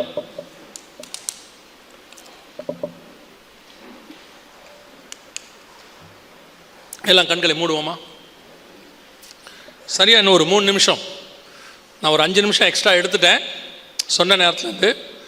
ஆனால் ஐயா அப்படி சொல்லலை, டேக் யுவர் ஓன் டைம் தான் சொன்னாங்க. நான் 8:30க்கு முடிக்கணும்னு நினச்சேன். ஆனால் ஒரு 5 நிமிஷம் எக்ஸ்ட்ரா ஆயிடுச்சு. இன்னொரு 3 நிமிஷம் முடிச்சுடுவோம். நம்ம கண்களை மூடுவோம். 1 கொரிந்தியர் 11 சொல்லுது, நம்மை நாமே நிதானித்து அறிந்தோமானால் நாம் நியாயம் தீர்க்கப்படும். உங்களை நீங்கள் ஆராய்ந்து பாருங்க. யார் பரலோகத்துக்கு போவான்னு யோசிக்காதீங்க, நீங்கள் போவீங்களான்னு மட்டும் பாருங்க. உங்கள் ஆவி, ஆத்மா, சரீரத்தை தேவனுக்கு முன்பாக தாழ்த்துங்க பார்ப்போம். நீங்கள் யாருங்கிறதெல்லாம் கொஞ்சம் ஓரமாக வச்சுடுங்க. உங்கள் படிப்பை ஓரமாக வச்சுடுங்க, கொஞ்ச நேரத்துக்கு. உங்கள் அந்தஸ்தை கொஞ்சம் ஓரமாக வச்சுடுங்க. உங்கள் ஆஃபீஸ் டெசிக்னேஷனை கொஞ்சம் ஓரமாக வச்சுடுங்க. நீங்கள் சபையில் யாருங்கிறதெல்லாம் கொஞ்சம் ஓரமாக வச்சுடுங்க. உங்கள் குடும்பத்தில் உங்களுக்கு என்ன மேன்மை பெருமை இருக்குன்றதெல்லாம் ஓரமாக வச்சுடுங்க. நீங்கள் ஒரு பரலோகத்துக்கு போகிற பிரஜையா, சாதாரண மனுஷனா உங்களை யோசித்து பாருங்க. உங்களுக்குள்ள இன்னும் கர்த்தருக்கு பிரியமில்லாத காரியங்கள் என்னென்ன இருக்கு? பணத்தாசை இருக்குதா? பொருளாசை இருக்குதா? பெருமை இருக்கா? இன்னும் உங்களுக்குள்ள கர்த்தர் அருவருக்கிற காரியங்கள் இருக்கா? பாவம் இருக்கா? கண்களின் இச்சை, ஜீவனத்தின் பெருமை, மாம்சத்தின் இச்சை, இது எல்லாம் இன்னும் இருக்கா? உள்ளுக்குள்ள என்ன ஓடுது? குரோதம் ஓடுதா? சொந்தக்காரங்க மேல கசப்பு இருக்குதா? கணவன் மனைவிக்குள்ள கசப்பு இருக்குதா? என்ன இருக்குன்னு பாருங்க. பிள்ளைகளுக்குள்ளே பாருங்க. இது சரிப்படுத்தி கொள்றதுக்கு தான். இது உங்களை குற்றப்படுத்துறதுக்கான நேரம் இல்லை, சரி பண்ணிக்கிறதுக்கு. வேதம் தெளிவா சொல்லுது, ஒருவன் தன் பாவங்களை அறிக்கை செய்து விட்டு விடுவானாகில் அவன் தேவனிடத்துல இரக்கம் பெறுவான்னு வேதம் சொல்லுது. இப்போ அதற்கான ஒரு நிமிஷம் உங்களை ஆராய்ந்து பாருங்க. இன்னென்ன காரியங்கள் இன்னும் எனக்குள்ள இருக்குன்னு உங்களுக்கே தோணும். உங்களுக்குள்ள இருக்கிற மனசாட்சியில ஆவியானவர் உணர்த்துவார். அவர் தான் கண்டித்து உணர்த்துகிறவர். ஆண்டவர் உங்களுக்குள்ள ஏதாவது உணர்த்தினாரு, இன்னென்ன காரியங்கள் எனக்குள்ள இருக்கு, இன்னும் பலகீனங்கள் இருக்கு, சிந்தனையில போராட்டம் இருக்கு. யாரும் பார்க்காத போது நீங்க செல்போன்ல என்ன பார்க்குறீங்க? அப்பா அம்மா இல்லாத போது உன் செல்போன்ல நீ என்ன பார்க்குற? உன் லேப்டாப்ல நீ என்ன பார்க்குற? கணவனுக்கும் மனைவிக்கும் தெரியாமல் இருக்கக்கூடிய காரியங்கள் என்ன? ஆண்டவருக்கு முன்பாக உண்மையா இருங்க. மனைவியை ஏமாத்தி நீங்க பாவத்தை செய்யறது ஒன்றும் பெரிய திறமசாலி இல்லை. சகலமும் கர்த்தருக்கு முன்பாக நிர்வாணமாய் இருக்கிறது. ஒருவேளை உன் மனைவி இன்னசென்ட்டா இருக்கலாம், பட் காடுக்கு தெரியும் நீ யாருன்னு. மனைவியை நீ ஏமாத்திரலாம், கர்த்தரை ஏமாற்ற முடியாது. உன் கணவனை நீ ஏமாத்திரலாம், கர்த்தரை ஏமாற்ற முடியாது. God knows very well. இன்னைக்கு ஒரு வாய்ப்பு ஆண்டவர் கொடுக்கிறார் உன்னை சரிப்படுத்துறதுக்கு, நம்மளை சரிப்படுத்துறதுக்கு ஒரு வாய்ப்பை கர்த்தர் கொடுக்கிறார். ஒப்பு கொடுப்போமா தேவ சமூகத்தில்? ஒரே ஒரு நிமிஷம் மட்டும் நீங்கள் துதிக்க வேண்டாம், ஸ்தோத்திரம் பண்ண வேண்டாம், எதுவும் செய்ய வேண்டாம். ஒரு நிமிஷம் மட்டும் உங்களை நீங்கள் ஆராய்ந்து பாருங்கள். ஆண்டவரே, இன்னும் உமக்கு பிரியம் இல்லாமல் எனக்குள்ள என்னப்பா இருக்குது? மற்றவங்கள பற்றி யோசிக்காதீங்க, கூட இருக்கிறவங்க யாரை பற்றி யோசிக்காதீங்க, உங்களை யோசிங்க. சரி பண்ணி கொள்றதுக்கு ஆண்டவர் இன்னும் ஒரு வாய்ப்பை நமக்கு தருகிறார். இந்த நேரத்தில் எல்லா கண்களை மூடி இருப்போம். நான் ஒரே ஒரு கேள்வியை கேட்டு நான் முடிக்க விரும்புகிறேன். நான் இன்னும் ஆண்டவரை சரியான முறையில் ஏற்றுக்கொள்ளவில்லை. கிறிஸ்தவன் நான் இருக்கிறேன், ஆனால் இன்னும் எனக்குள்ள உண்மையான கிறிஸ்தவ அனுபவம் இல்லை. நான் இன்னும் தூரமாக தான் இருக்கிறேன், அது ஆண்டவருக்கு தெரியும். இன்னைக்கு என்னை சரிப்படுத்தி கொள்ள விரும்புகிறேன் அப்படிங்கிறவங்களும், நான் தண்ணியில் மூழ்கி ஞானசானம் எடுக்கணும், ஆண்டவர் எனக்கு உணர்த்தி இருக்கிறாரு, நான் இன்னும் எடுக்கலை, கர்த்தர் இன்னைக்கு என்னோடு கூட பேசி இருக்கிறாரு, நான் தண்ணியில் மூழ்கி ஞானசானம் எடுக்க விரும்புகிறேன் அப்படின்னு சொல்கிறவங்களும் உங்கள் கரங்களை ஆண்டவருக்கு நேராக உயர்த்துங்க பார்ப்போம். உங்களுக்காக நான் ஜெபிக்க விரும்புகிறேன். யார் யாரெல்லாம் இருக்கிறீங்க? இது நாம் தேவனிடத்தில் ஒப்பு கொடுக்கிற ஒரு நேரம். இது உங்களுக்கும் தேவனுக்கும் உள்ளது, வேறு எதை பற்றியும் யோசிக்கக்கூடாது. இது தேவனுக்காக நீங்கள் அர்ப்பணிக்கிற ஒரு நேரம். நான் இன்னும் கர்த்தருக்குள் ஒழுக்கமாக இல்லை, ஆண்டவருக்கு என்ன தெரியும், இன்றைக்கி ஆண்டவர் எனக்கு உணர்த்தி இருக்கிறாரு, என்னை சரிப்படுத்தி கொள்ள விரும்புகிறேன்னு சொல்கிறவங்க எல்லாம் உங்கள் கரங்களை ஆண்டவருக்கு நேராக உயர்த்துங்க பார்ப்போம். சரிப்படுத்தி கொள்ள விரும்புகிறவங்க, அதே வேளையில் நான் இன்னும் தண்ணியில் மூழ்கி ஞானசானம் எடுக்கலை, ஆண்டவர் என் கூட பேசி இருக்கிறாரு, நான் தண்ணியில் மூழ்கி ஞானசானம் எடுக்க விரும்புகிறேன்னு சொல்கிறவங்களும் உங்கள் கரங்களை உயர்த்துங்க பார்ப்போம். நாம் ஜெபிக்க போகிறோம். கரங்களை உயர்த்தி இருக்கிறவர்களுக்காக நாம் ஜெபிக்க போகிறோம். மற்றவர்கள் இவங்களுக்காக ஜெபம் பண்ணுங்க பார்ப்போம். இதுதான் இந்த கூட்டத்தினுடைய பலன். ஆண்டவர் இவர்களுக்காக தான் இந்த கூட்டத்தை நடத்தி இருக்கிறார். ஒரு சிலருக்கு சத்தியத்தை அறிவித்திருக்கிறார், ஒரு சிலருக்கு கீழ்ப்படிதலை அவர் கொடுத்திருக்கிறார். நாம் ஜெபிக்க போகிறோம். சர்வ வல்லமையுள்ள எங்கள் ஆண்டவரே, இந்த அருமையான நேரத்திற்காக உமக்கு ஸ்தோத்திரம். தன்னை தாழ்த்தி உம்முடைய கிருபையுள்ள கரத்தில் ரட்சிப்புக்கும் ஞானசானத்துக்கும் ஒப்பு கொடுத்த ஜனங்களுக்காய் நன்றி ஆண்டவரே. மகிமையுள்ள கரத்தில் தாழ்த்துகிறோம். ஒருவன் மனம் திரும்பும் பட்சத்தில் பரலோகத்தில் மிகுந்த சந்தோஷம் உண்டாயிற்று என்று சொன்னீங்களேப்பா, அந்த சந்தோஷம் இந்த நாளில் இவர்கள் மூலமாய் உண்டாக்கி இருக்கிறதுக்காக நன்றி ஆண்டவரே. அப்படி ஒப்பு கொடுக்கிறவர்கள் சீக்கிரம் மனம் திரும்பி ஆண்டவரே இனி பழைய பாவத்துக்கு போய்விடாதபடி உமக்குள்ளே ஸ்திரப்பட பலப்பட கர்த்தர் கிருபை தருவீராக. ஸ்நானத்துக்கு ஒப்பு கொடுத்தவர்களுக்காய் ஸ்தோத்திரம். அவர்கள் ஞானசானத்தை பெற்றுக்கொள்ள கர்த்தர் கிருபை தருவீராக. மகிமையுள்ள கரத்தில் தாழ்த்துகிறோம் ஆண்டவரே. இந்த 3 நாள் கூட்டங்களுக்காய் ஸ்தோத்திரம். இந்த சபைக்காக, கமிட்டிக்காக, ஆயருக்காக உமக்கு ஸ்தோத்திரம். ஒவ்வொருத்தரையும் கர்த்தர் ஆசீர்வதிப்பீராக. சொல்லப்பட்ட வார்த்தைகள் இவர்களுக்குள்ளே 30, 60, 100 பலன் கொடுக்கட்டும் தகப்பனே. இந்த வார்த்தைகளை பிசாசானவன் பொறுக்கி போட்டு விடாதபடி தேவ ஆவியானவர் வேலியடைத்து பாதுகாத்துக் கொள்வீராக. நீர் வரும் அளவும் இவர்கள் உமக்குள்ளே ஸ்திரப்பட பலப்பட கிருபை பாராட்டுங்கப்பா. வந்த ஜனங்கள் அத்தனை பேரும் சுகபத்திரமாய் வீடு போய் சேர கிருபை தாரும் எங்கள் ஆண்டவர் இயேசுவின் நாமத்தில் பிதாவே.